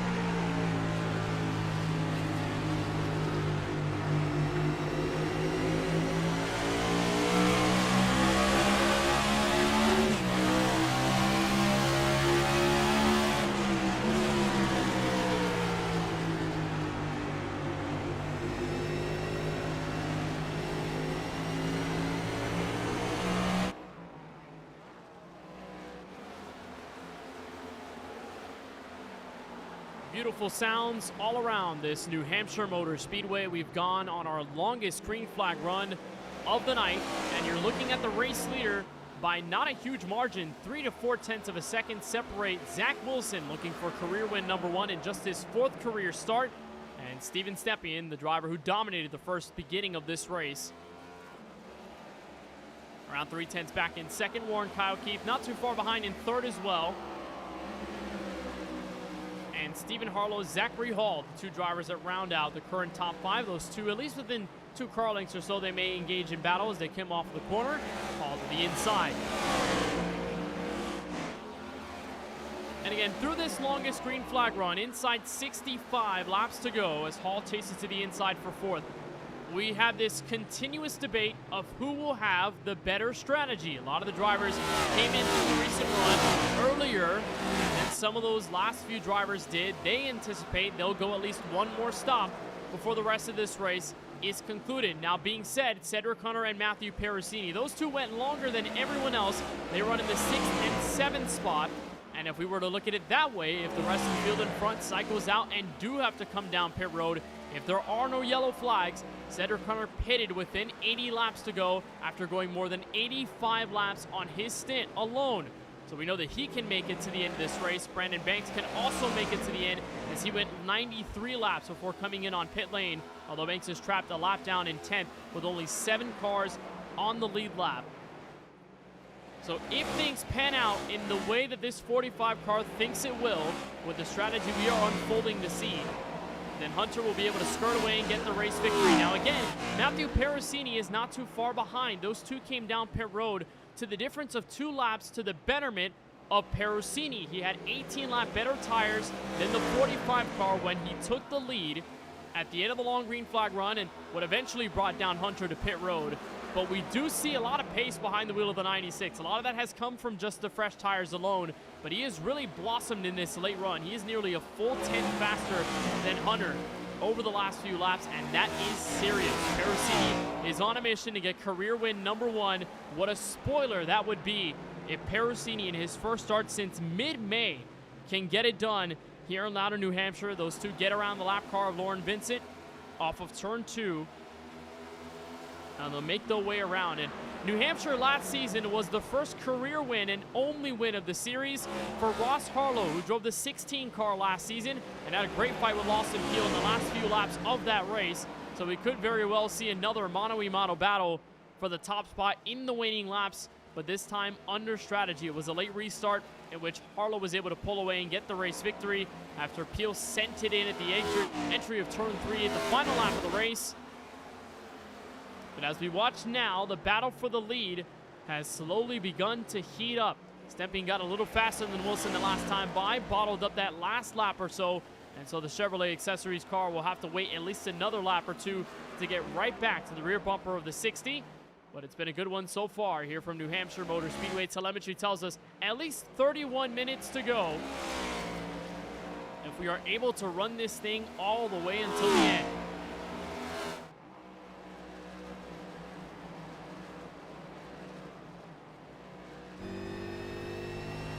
The onboard look from Wilson as he bobbles off turn 2, getting Stepien just a hair closer, as Stepien has been eager to get back to the race lead since losing it to Cedric Hunter in probably the best fight we have seen throughout the entire course of the race.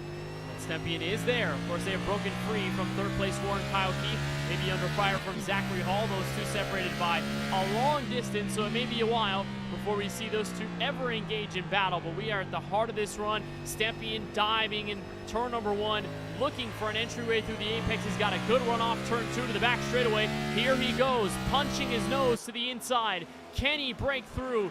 Is it a run for Stepien to be able to break through the crowds and find some sunlight? He does. They make contact, bumping each other in turn 4. But it's enough to get Stepien through. Move out of the way. Let me move on by. Stepien, the new race leader, with 60 laps to go.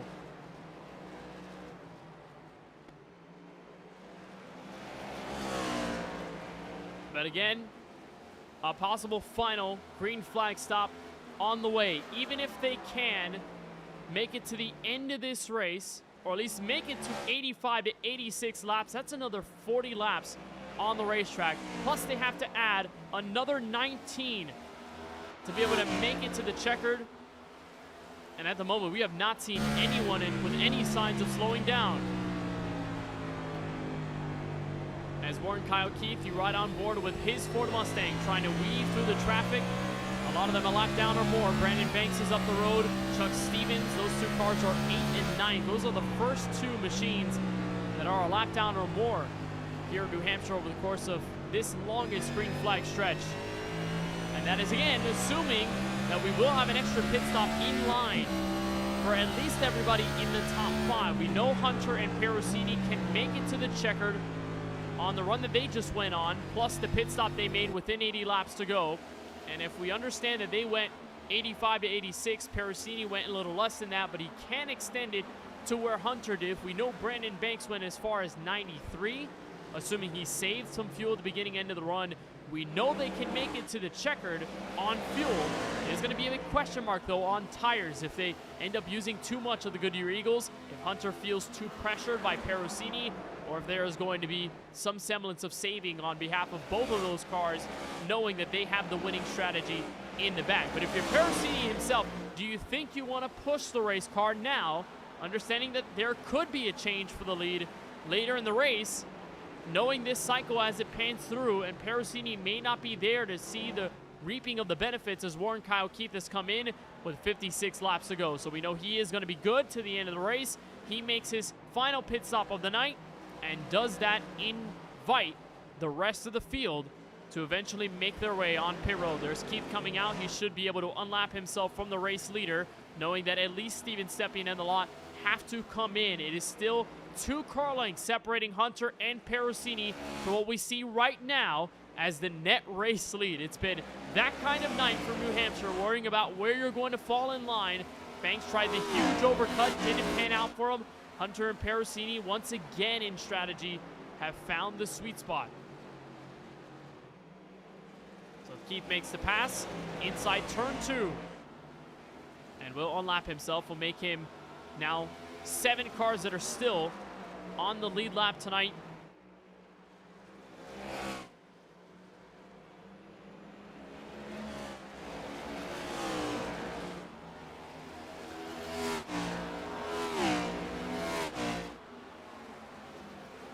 And Brandon Banks as well on the fresher tires, making his way to the inside to unlap himself, so that'll make it 8 cars that are on the lead lap, and Chuck Stevens not too far in the background, attempting to get the SKM Lucky Dog if a yellow were to fly in the final sector of this race. Warren Kyle Keith searching for his 5th consecutive top 5 run. Of course, now that he's pitted earlier than everyone else, he will have the track position, but we did see what happened with Zach Wilson and Steven Stepien, how that changed, how he fell back in comparison to them.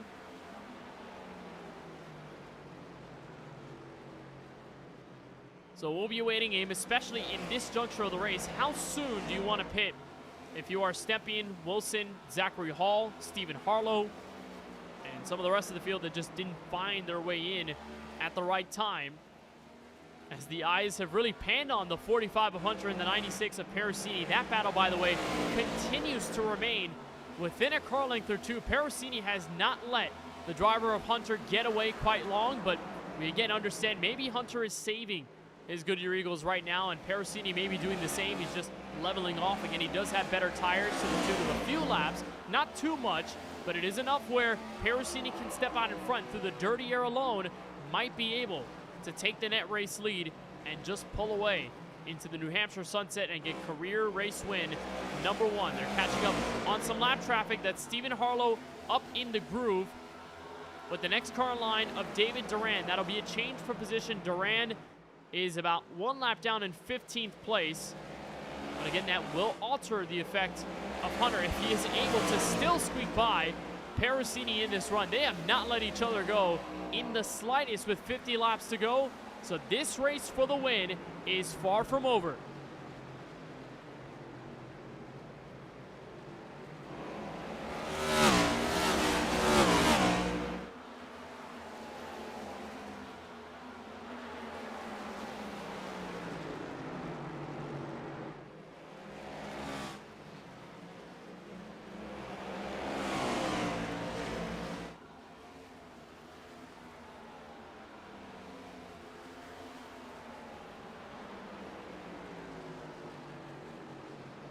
So as we see it, Steven Stepien, the race leader, Zachary Hall and Stephen Harlow have called for pit road, and the same goes for Zach Wilson. They are in and out on a splash and go of fuel. 10 seconds for Wilson. He is in and out from 5th. He'll lose the spot to Brandon Banks. That leaves Steven Stepien as the final driver to have to pit one more time with 48 laps to go, and that leaves Hunter and Perosini in the jackpot position through this final green flag run of the night. And here comes Stepien off turn 4, makes the way to the inside, hard on the brakes, makes it to pit road speed limit. So that means Steven Stepien will give way. Hunter will take the lead. He is still up in front by 2 car lengths over Matthew Perosini. This, the fight for the win, inside 46 to go.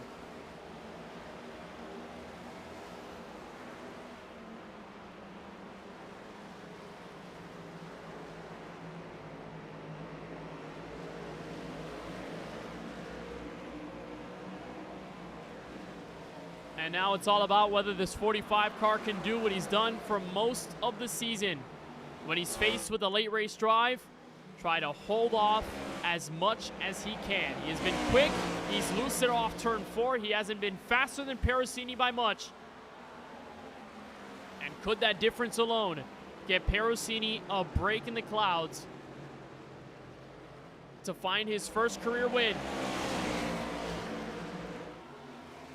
So Cedric Hunter, the most dominant driver of the year, 41 laps and counting he's led tonight from New Hampshire Motor Speedway, trying to go for his first win at this track in his career and his 9th overall victory in this series. After storming the field with 7 entering tonight, his most recent coming last week at Indianapolis, and he's just been confident that he can keep the pace rolling, but he is not quite free just yet. He still has Perosini in the background, and the rookie trying to hunt the veteran down as he searches for win number 8 of the year. Meanwhile, for Matthew Perosini, his first race in a while, led 7 laps at Talladega Superspeedway, but that was the last time we saw him in the summer months of this regular season. It's been over 2 months since Perosini has been in points-paying action, and his first race back is his best shot at the win to date. He is still faster than Cedric Hunter by the tune of a few hundredths of a second. He's got 2 lap better tires than the race leader, so if Perosini can get it done in the final 43.5, Perosini can break free and be another new winner in the 2026 season. As for Warren Kyle Keith, he's trying to search for his 5th consecutive podium finish, 4 straight entering tonight on a streak of very good races where he's been close to the win, but he just either hasn't had the strategy or hasn't had the outright pace to be able to match the likes of Cedric Hunter and the few others that are found dropping the Hammah victory lane this season. Once again, it's a leading 2-stop short pit strategy, but this time even better odds compared to Zach Wilson. It's nearly 4 seconds separating those 2 drivers. So the St. Augustine, Florida native is in his stride this year, late in the regular season, trying to get his 5th straight top 3 finish. For Zach Wilson, as he gets around the lap car, Daniel Holtzcroft, what a start to the rookie season. It's been very short-lived. It's not going to result in a chase points paying effort, but for Wilson, he's been happy just to be here. His 4th career start may result in a top 5 running at the end of it all. He's had blistering speed over the selection of tracks as of late in these late summer months. Car number 60 came down pit road a little while ago on a 9.8-second stop around 7 laps adrift. So the 60 car trying to make sure he can just carry this one home until the checkered flag for another top 5 run. As for Steven Stepien, the hometown driver has circled this track on his calendar. Fell short, crashed early in New Hampshire last year, and started off this race with a vengeance. Clearly the best driver in the field. That was until Cedric Hunter got around the 88 car, and since he's been floating around the top 5, but in this strategy has landed right in the heart of the top 5. Now this is still good running in the points for Stepien, a driver who so far this season has been able to capture his last 2 consecutive races in 3rd and 4th. 3rd in Indianapolis and 4th at the Sonoma Raceway. So there is still a possibility for Stepien to be able to gain a few more spots before this is all said and done. That's your KBRN through the field as we take another look back at the fight for the lead. Boy, has Matthew Perosini given the 7-time race winner a run for his money with still plenty of race to go. 39 left once we cross the start-finish line. Pericini got to the inside of Hunter one of the last times by. He's been taking a look at the bottom, trying to make Hunter flinch on a car that has been more free over the last few laps. Pericini trying to hunt him down, using the banking transition to hold back anyone else behind and to reel that 45 car just a hair closer as he charges in turn 3.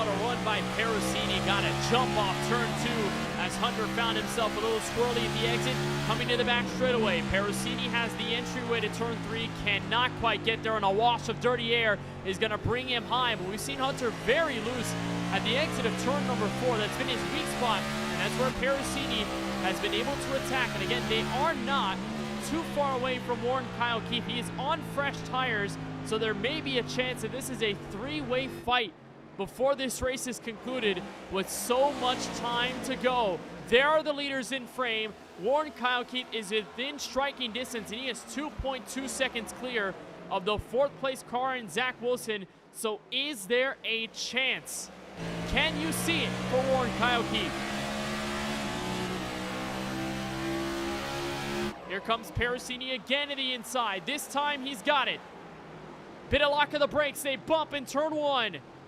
And here comes Keith with a head of steam off turn 2. Is this the fight for the lead?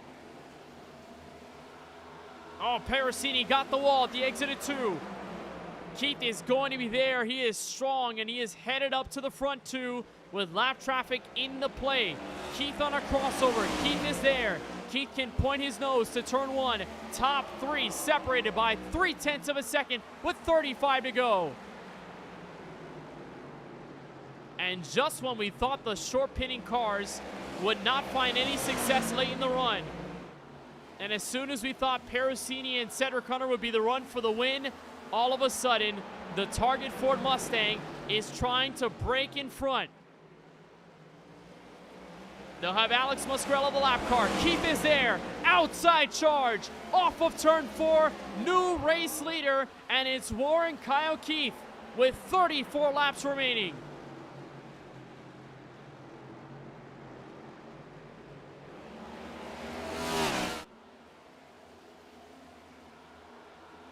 And those 2 cars not too far away in the background as well, 4th and 5th.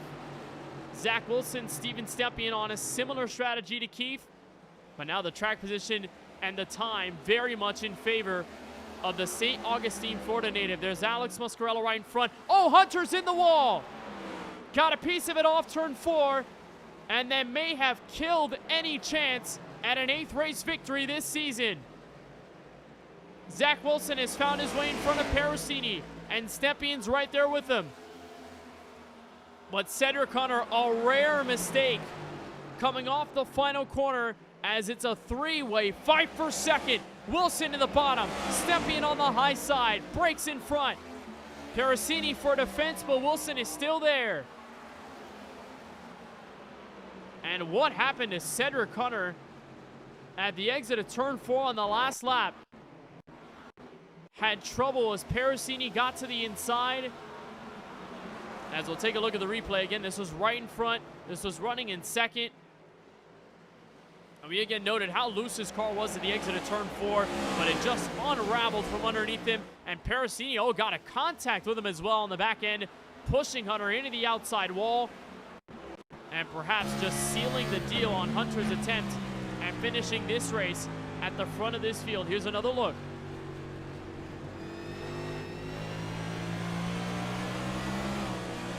Got loose, had to get off the gas pedal, and as soon as he let off, Pericini with nowhere else to go just backed him up, and it got him into the outside wall. So Hunter with that right front damage, it could very well take him out of contention, and the battle for the lead once again has heated up. The difference on tires between Stepien in second and the race leader, approximately 9 laps to the good of the driver of the 88 car. So all of a sudden, this race has shifted back in the favor of those who made the 2-stop strategy, and it may be the hometown driver to get it done.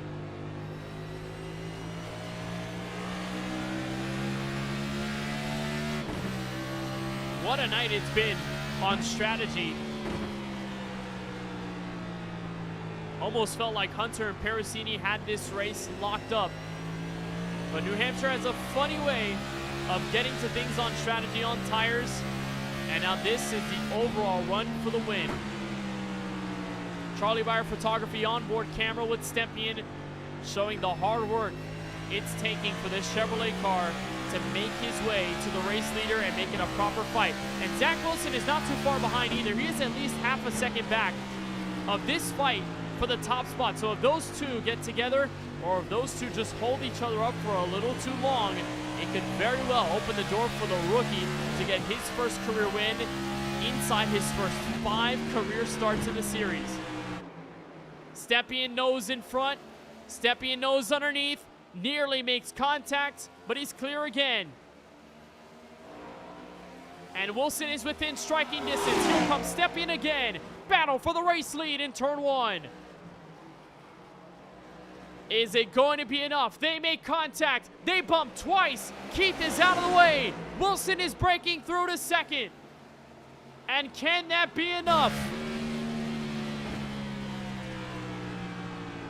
26 laps to go, and Wilson is through to second. Is that the last statement made, or is there still a race for the win left? 26 laps to go from New Hampshire Motor Speedway, and in a strategy switcheroo. Top 3 within 0.7 of a second.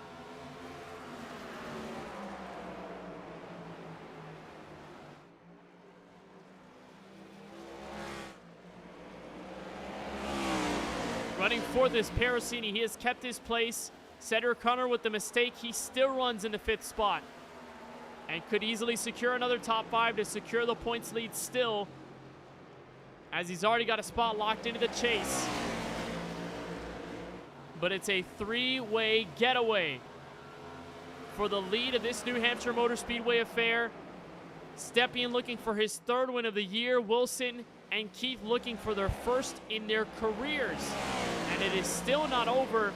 0.3 of a second that separate Wilson and Stepien. Remember, there are better tires on behalf of the 88 car. He pitted 2 laps better than Zach Wilson did on strategy. So although we have seen the 60 car put on a great run, he is still on par, still faster than Stepien's 88 car. The tire difference, theoretically, is still in the hands of Stepien.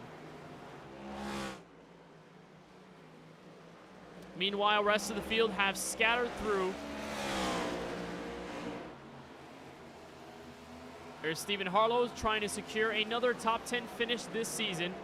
And Garrett Walden, now the last driver in this field to have a top 10 run. That leaves us with just 11 cars that are on the lead lap. Charles Van Schaik made his way around. Remember, those two, the 43 and the 23, are in the battle to be the highest pointed rookie in the Droppin the Hammah Cup Series chase. Of course, those two already pretty much sealed as long as they can finish the next 3, including tonight without any issue.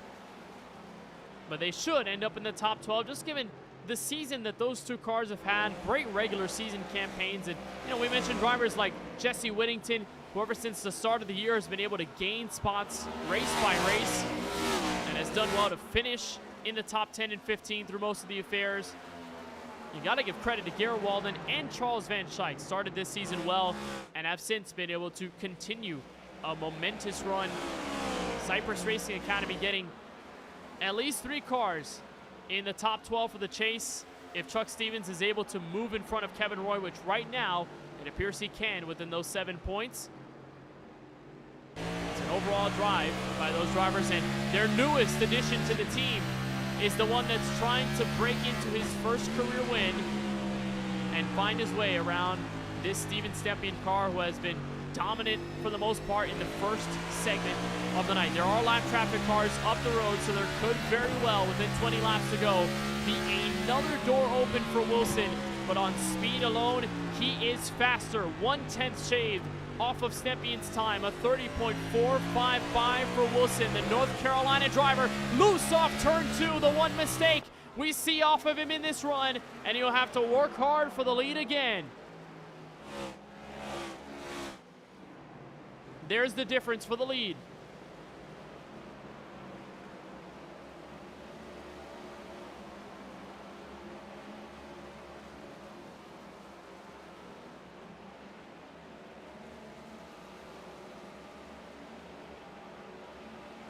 So the one mistake cost Wilson a chance at getting right in the thick of things in that lap time. 3/10 slower than Stempien. He's got to work once again to try and catch up.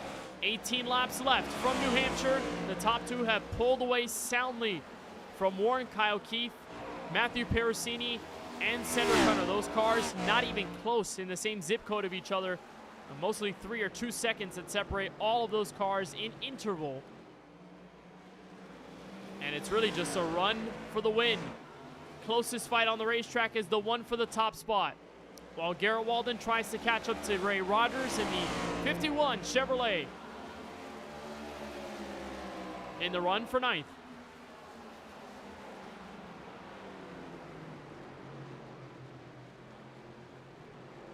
Rogers looking for what would be his 3rd consecutive top 10 after finishing 6th in his last appearance in early June at Pocono, and a 9th place finish at Kansas Speedway in early May.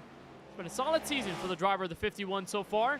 Trying to hold off Garrett Walden. Again, that gap within 2 or so car lengths. They're trying to both reach Brandon Bays, who is kept up in the top 8, but he is about 7.5 seconds clear of these two drivers in this contentious battle for position. So it will just be between those two as far as we see it if this race continues to remain green. Walden is pulled away soundly from Van Schaik, that gap at around 2.5 seconds.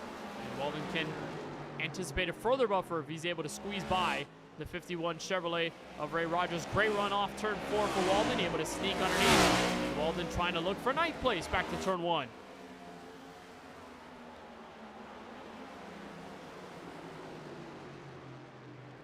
So Walden makes it up in the first corner, able to step in front and takes away 9th, as he most likely will finish there for the end of this race.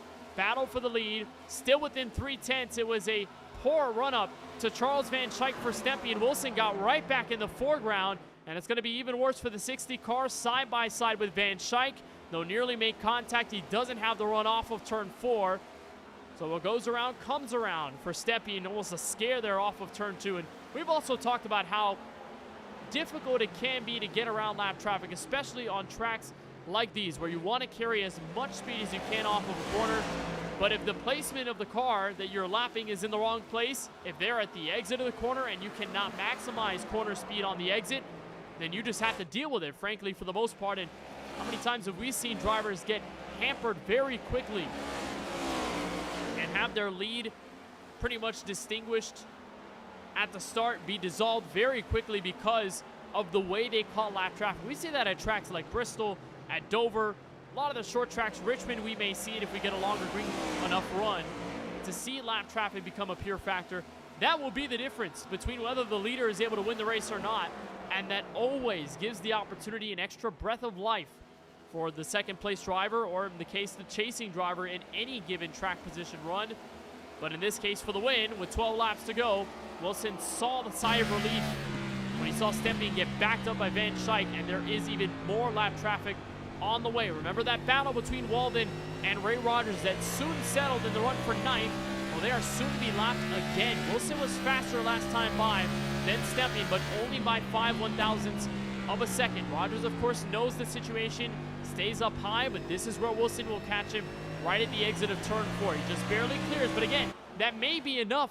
If it slows him down an extra mile an hour or two, that could make the difference between Wilson having a better shot at winning this race or it just being sealed to the deal at the end.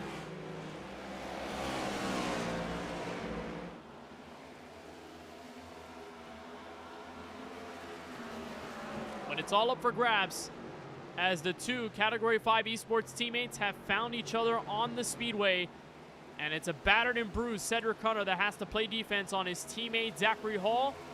Run down to turn 3, battle for 5th. And Hall makes his way on through. You can tell just how slow Cedric Hunter's car has been since that contact. We don't know if there was any suspension damage on behalf of Hunter. It was a relatively dire hit to the right front of his Toyota Camry. And so we could very well see the rest of the effects for Hunter at the end. And that battle already decided for 5th. And Hunter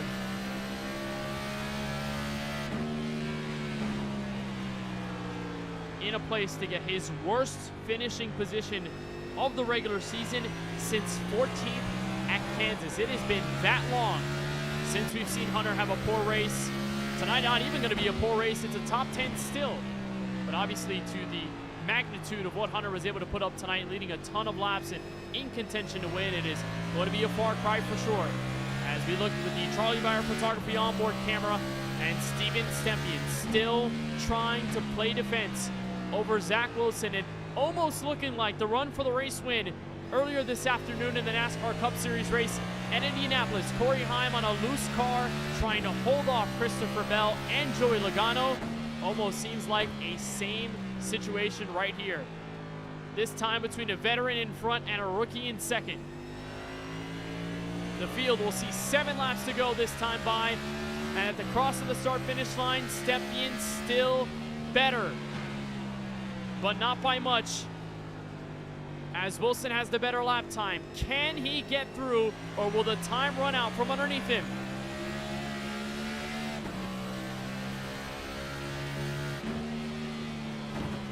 Stempien is ripping this car for all it is worth, trying to keep pace. And again, he had 2 lap better tires than Wilson, but it doesn't matter when you're long enough in a green flag run like this, and it doesn't matter when you're running for track position mano a mano. You can easily lose sight of where your race car is feeling, and you could lose the advantage in the snap of a finger.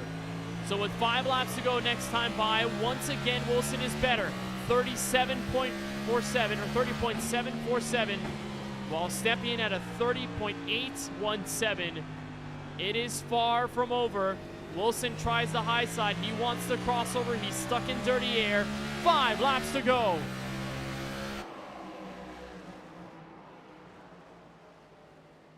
And this time they'll catch another pair of lap traffic cars. Garrett Walden, who runs in 9th. And then Richard Swavely further up the road. Could there be trouble? As Walden tries to hold on to the lead lap, Stempien forces his nose underneath. That could spell disaster. Walden has to wash up high. Wilson has a chance to pounce at the exit of turn 4. Stempien is still there. Wilson is within a car length. Wilson is right to the bumper, and he spins the 88 car in turn 1. He saves it, and the caution flag is going to wave with 4 laps to go.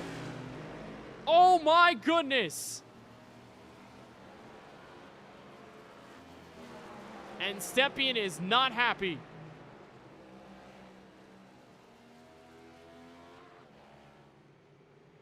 A battle between the Titans. It was the open opportunity for Zach Wilson, and it's left front damage for the 60 car. And we'll get into Droppin' the Hammah Cup Series overtime for the first time tonight. My goodness.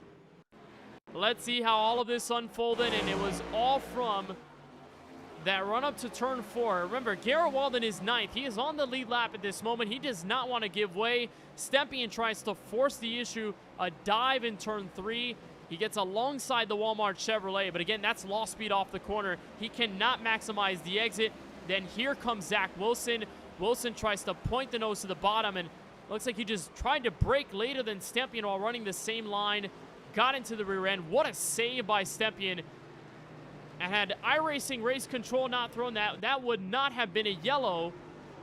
The field will come in on pit road. Wilson leads them through, but it's the second weekend in a row where Warren Kyle Keith is going to try and wait this thing out.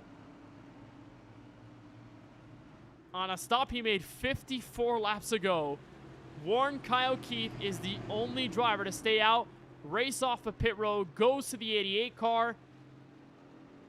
And just like last season, we're going to have an overtime attempt.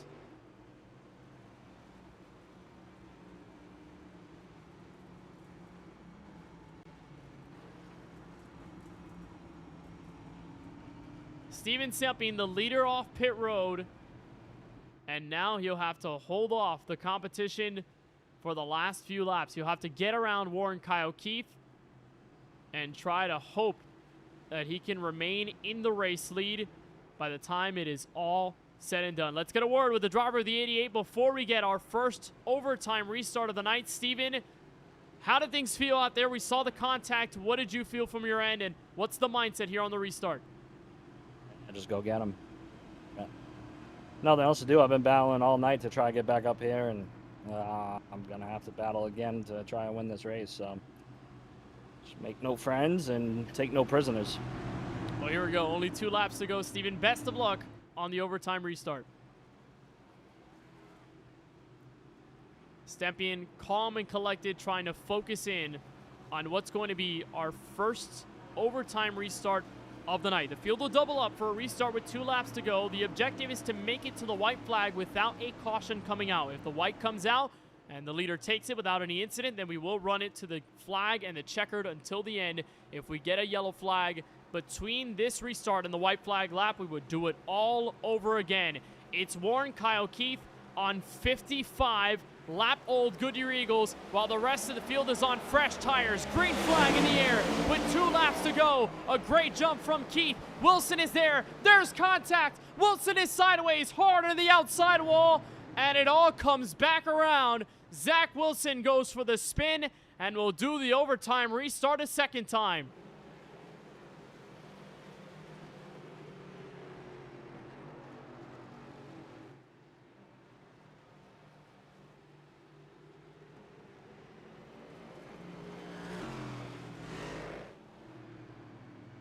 And there's the damage to the rookie driver who was searching for win number 1. Had the inside row right behind the race leader and got a tap from behind by Stephen Harlow. Here is how it all unfolded as they got to turn 1. There was a huge stack up, which is what put the 88 car behind the wall. Zachary Hall in the back, and you'll see that 6 car third in line on the inside makes slight contact with Wilson, who backs into the outside wall. And that is just more than enough to bring out the yellow flag. As here was the look from Wilson. There was a big backup on the restart zone. That's where he was trying to get up to speed. And here's the onboard look. There's the contact, and around he goes.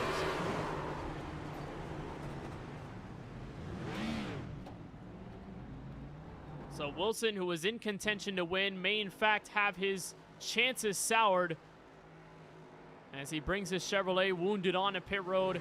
And that leaves Warren Kyle Keith still with the race lead as we approach attempt number 2 of overtime. Stephen Harlow was able to take away second, and that pushes Zachary Hall to the inside of row number 2 and 3rd. And Steven Stempien will have to take 4th on the outside to push his teammate. So it almost looked like a good situation for Wilson. Could get underneath the old tire car and run at it for the win, but it just didn't work out in that way. And now we'll have to stack them up and do it all over again. So we'll extend this race past its distance, scheduled for 200 miles. Now we've got at least 203 laps, and we may go even further.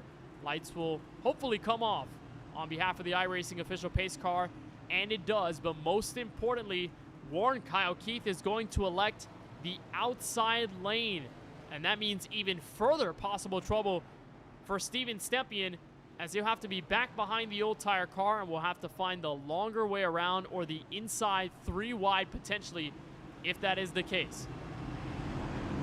So it's Stephen Harlow out in front, looking for his first career Droppin the Hammah Cup win. Same with Warren Kyle Keith, who is the control car on the restart.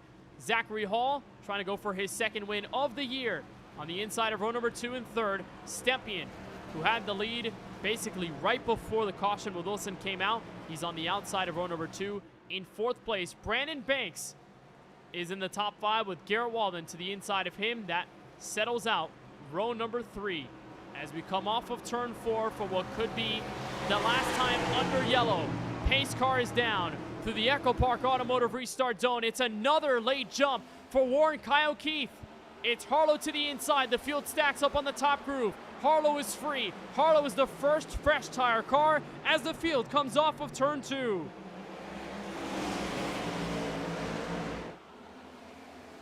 Car sideways, and the back one will stay green. Harlow fades back on the inside. Here comes Stepien. A look to the white flag. He's on the outside. Can they make it clean? This race is official. White flag in the air from New Hampshire Motor Speedway, and it's the hometown driver in front. We're gonna run this to the end. It's Garrett Walden that's on the inside now. Is there enough gas in the tank? Final charge through 3 and 4. Steven Stepien had to deal with a lot of these last few laps, but the hometown driver will be victorious. First win at New Hampshire for Steven Stepien.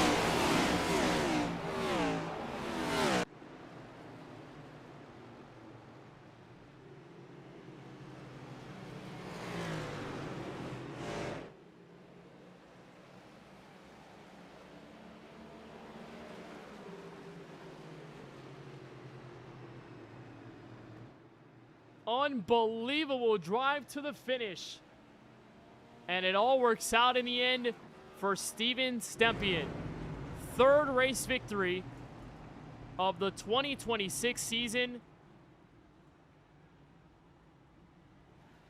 And it all happens on that white flag lap.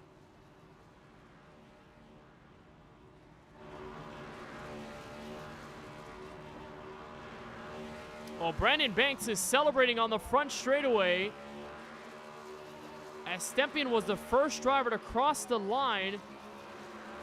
Was there trouble on the restart for Stepien? He is now docked back in 15th place.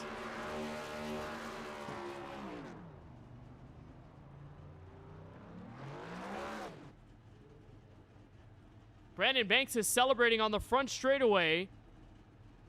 And we're going to try and figure this thing out from New Hampshire, what appears to be a rather bizarre ending to this race. We're going to wait for official word from race control. And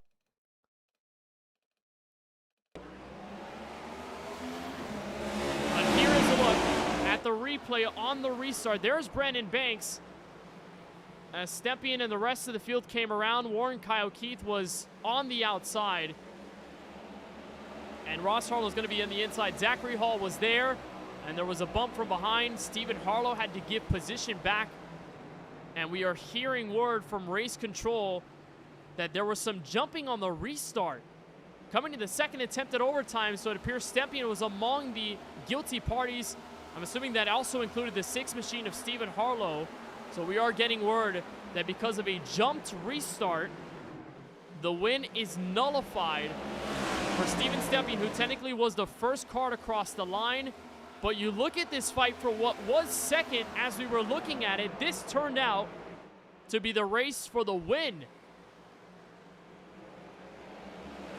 So in a bizarre set of circumstances, Brandon Banks is going to get his first win since the opener of the year at Daytona International Speedway, and is the official driver to win at New Hampshire, and gets the first win for Drinkin' Bros Racing since that Daytona race that started it all off. We're going to await further word from race control. The only thing we've heard is that Stepien jumped the restart and is hence not credited with the race victory tonight. Let's see if we can get another look at the restart and try to find where there may have been a jump from the driver of the 88 car. So this is where they all came back to the start-finish line.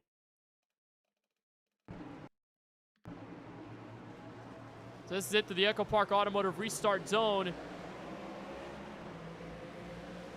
And it doesn't look like he had jumped. Warren Kyle Keith seemed to be the first driver there, but he was the control car in the zone. We're going to try to get another look at that as they were coming around. This is the slow-mo shot as they enter the Echo Park Automotive Restart Zone. Folks, we're trying to still figure this out. Unofficially, Brandon Banks is considered the winner. So this is the restart zone here. There goes the leader. And it appears Stepien just follows in the track. We are now hearing word, though, that it was the first attempt that Stepien had jumped and not the second. So there will be another look further at how Stepien got the penalty from the first overtime restart.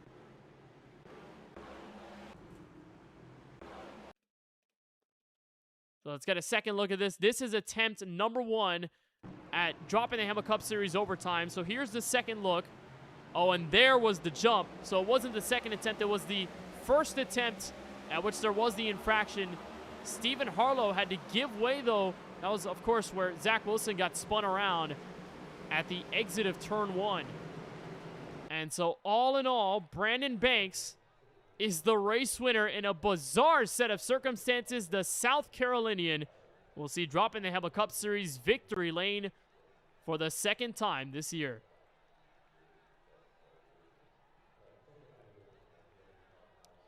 So after all is said and done, some race control decisions. It is still unofficial, but as we see it, Brandon Banks is the race winner tonight from New Hampshire Motor Speedway, his second victory of the year and first since the opener at Daytona. Garrett Walden with a second place run, Cedric Hunter in third, Charles Van Schaik in fourth, Matthew Perosini on a fantastic drive wraps up the top 5 tonight. And then right at the end of it all, Warren Kyle Keith ends up in 6th, Chuck Stevens in 7th. That should get him right above the top 12 cut line for the end.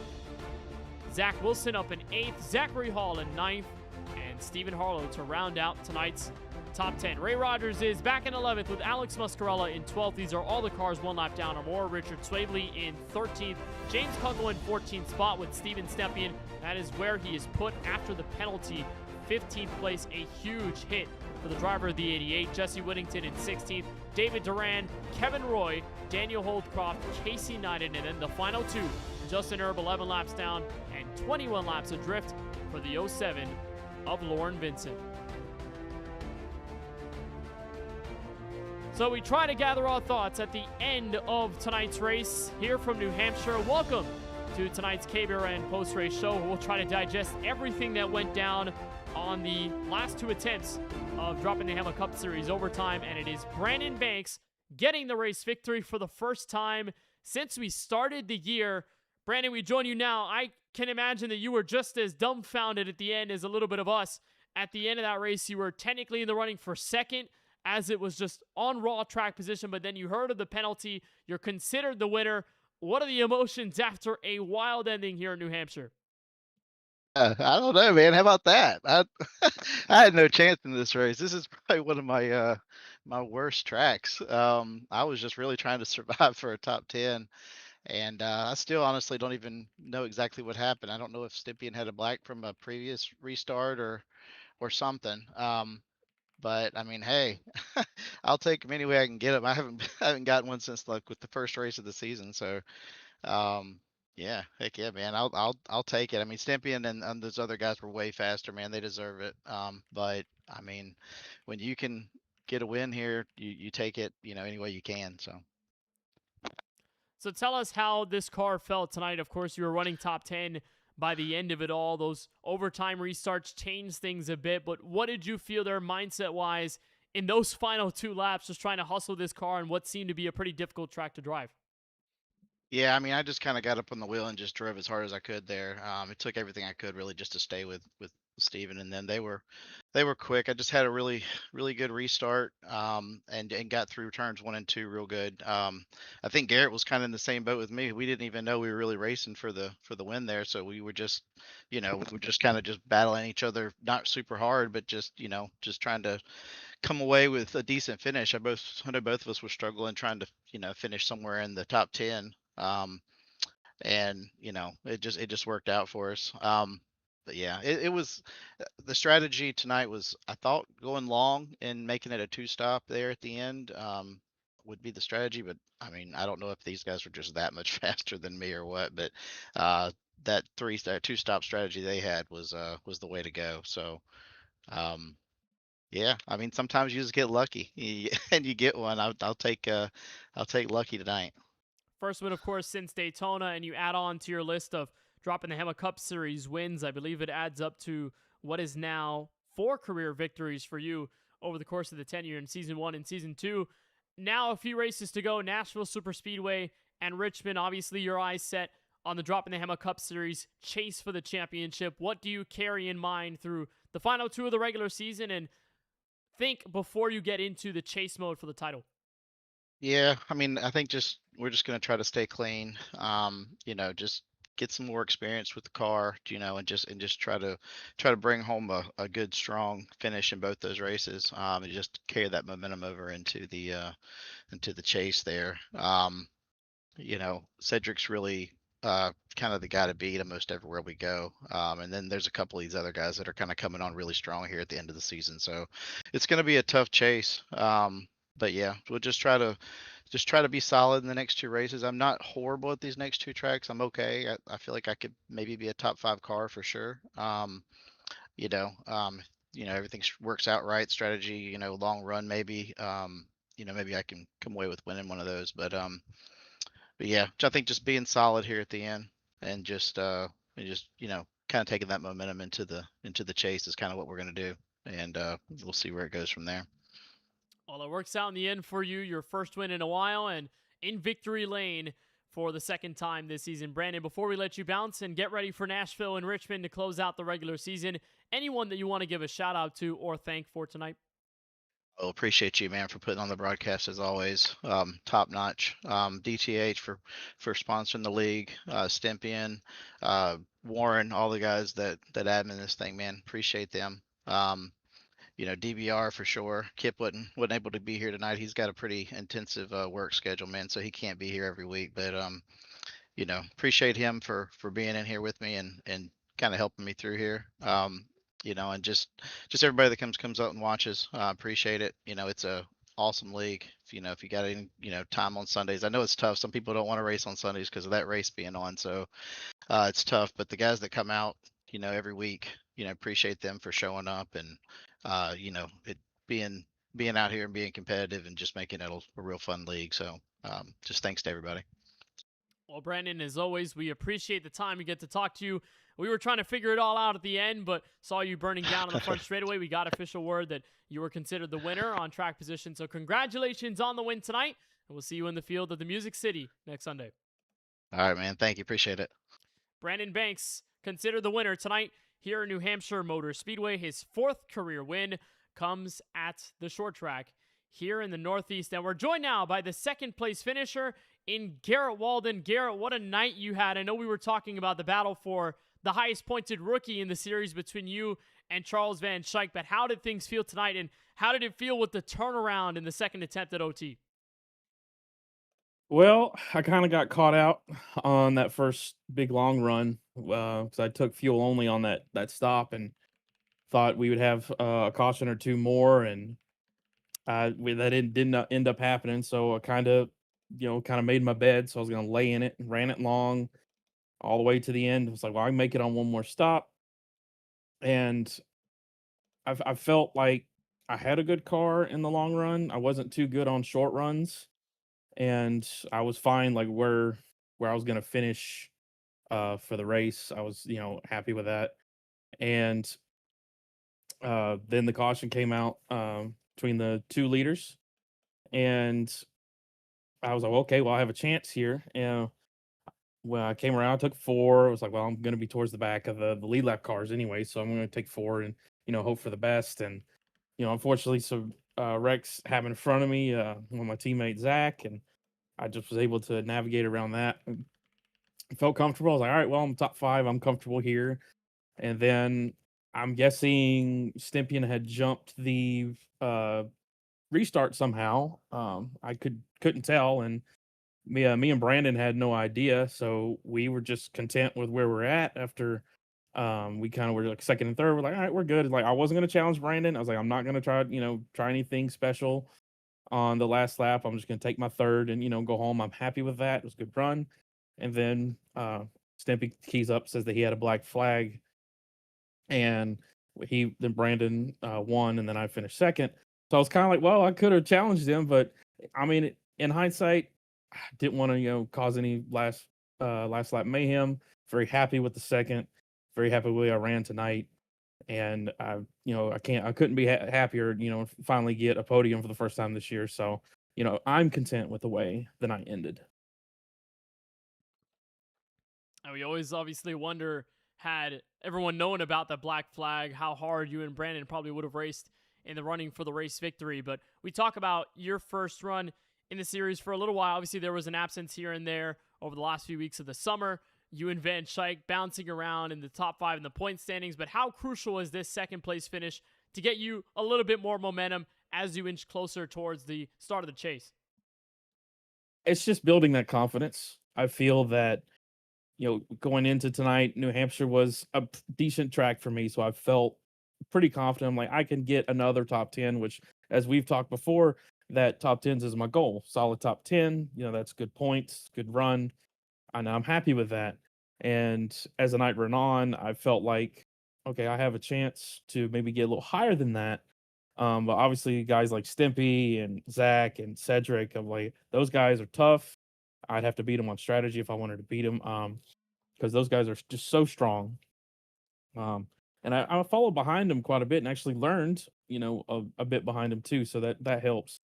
But this right here, and then hopefully having another good finish the next couple of weeks going into the chase, just builds the confidence that I may not always be the fastest, but I'm here to fight and I'm here to stay.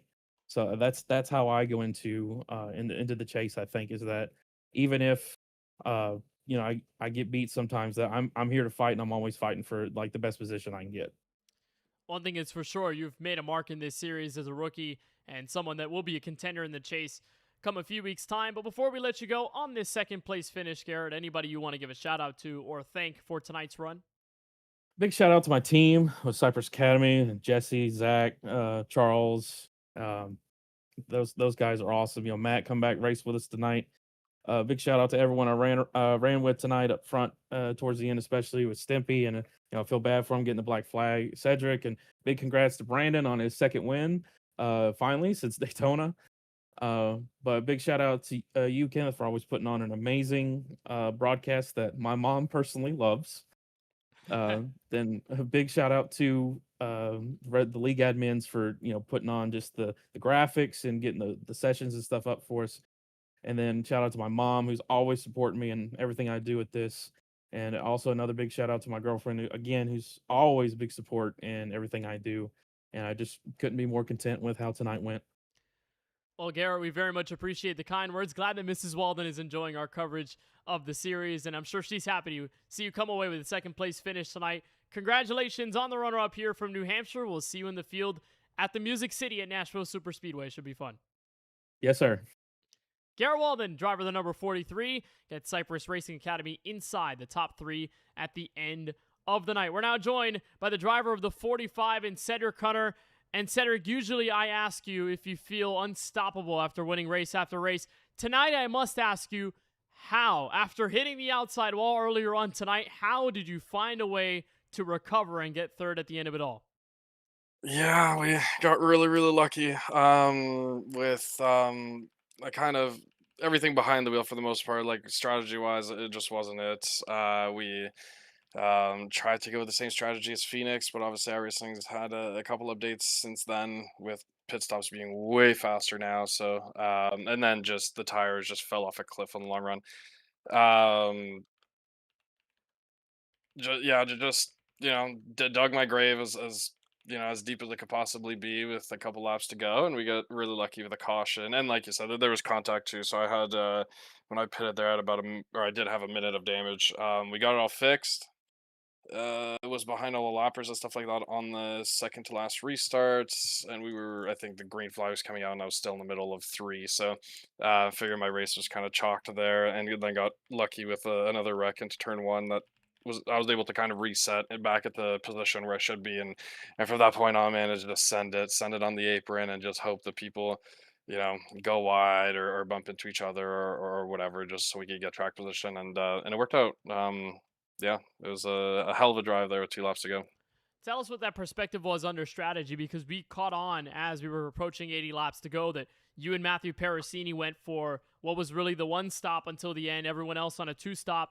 All of a sudden, the entire shift happens where those cars are now faster than you, and then the overtime restart happens, which gives you the extra second breath of life. How did that all feel emotionally behind the wheel of the race car, and how did you manage to respond even with a bit of that adversity with the damage? Yeah, going from being the leader and kind of starting to walk away from people a little bit right before the stop, and feeling pretty comfortable with my position within the field, and then those guys pit, and I was like, all right, cool, like I think they're on the wrong strategy, so I think that I'm just going to keep doing what I'm doing. It's going to work out. We were running, I think, 31 O's or 31 ones for like a long period of time there, so I was like, okay, like the lap times are just going to keep just being the exact same over and over and over again, hopefully for the next like 35 laps. And that's kind of what was happening when they pit, and they were right behind me. I think like a second back. That got me kind of worried. I was like, oh, I usually at most tracks where lap time's about 30 seconds. They're, you know, 5, 6, 7 seconds back when they come off pit road. So got me a little worried there, but I figured the lap times were the same. So I kept trucking, and then the lap times just plummeted. And from that point on, I knew. I was like, all right, like the strategies, it was bad. Like it was bad. I just have to stick with it and just hope for a top five. And other than like for points and stuff like that, I guess it didn't really or it didn't matter for me too much. I was still ahead of, I think, Banks and stuff like that, even after the bad strategy. So it was more for the what they call the bracket thing that there is going on, and I was looking at the relative the entire time, just praying for Stemp not to win, and he was definitely in that position to be able to win coming down to it. And even when he crossed the line there at the very end, I was like, man, if there's anybody that I just didn't need to win, it was him. And thankfully and selfishly for me, I guess he had a penalty, and I got DQ'd for it. So I think I move on to the next bracket, and it should be fun, a lot of fun in Nashville.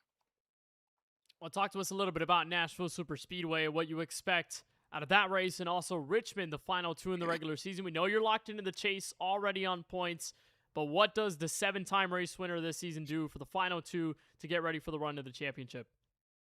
Yeah, I really like Nashville. It's a fun track.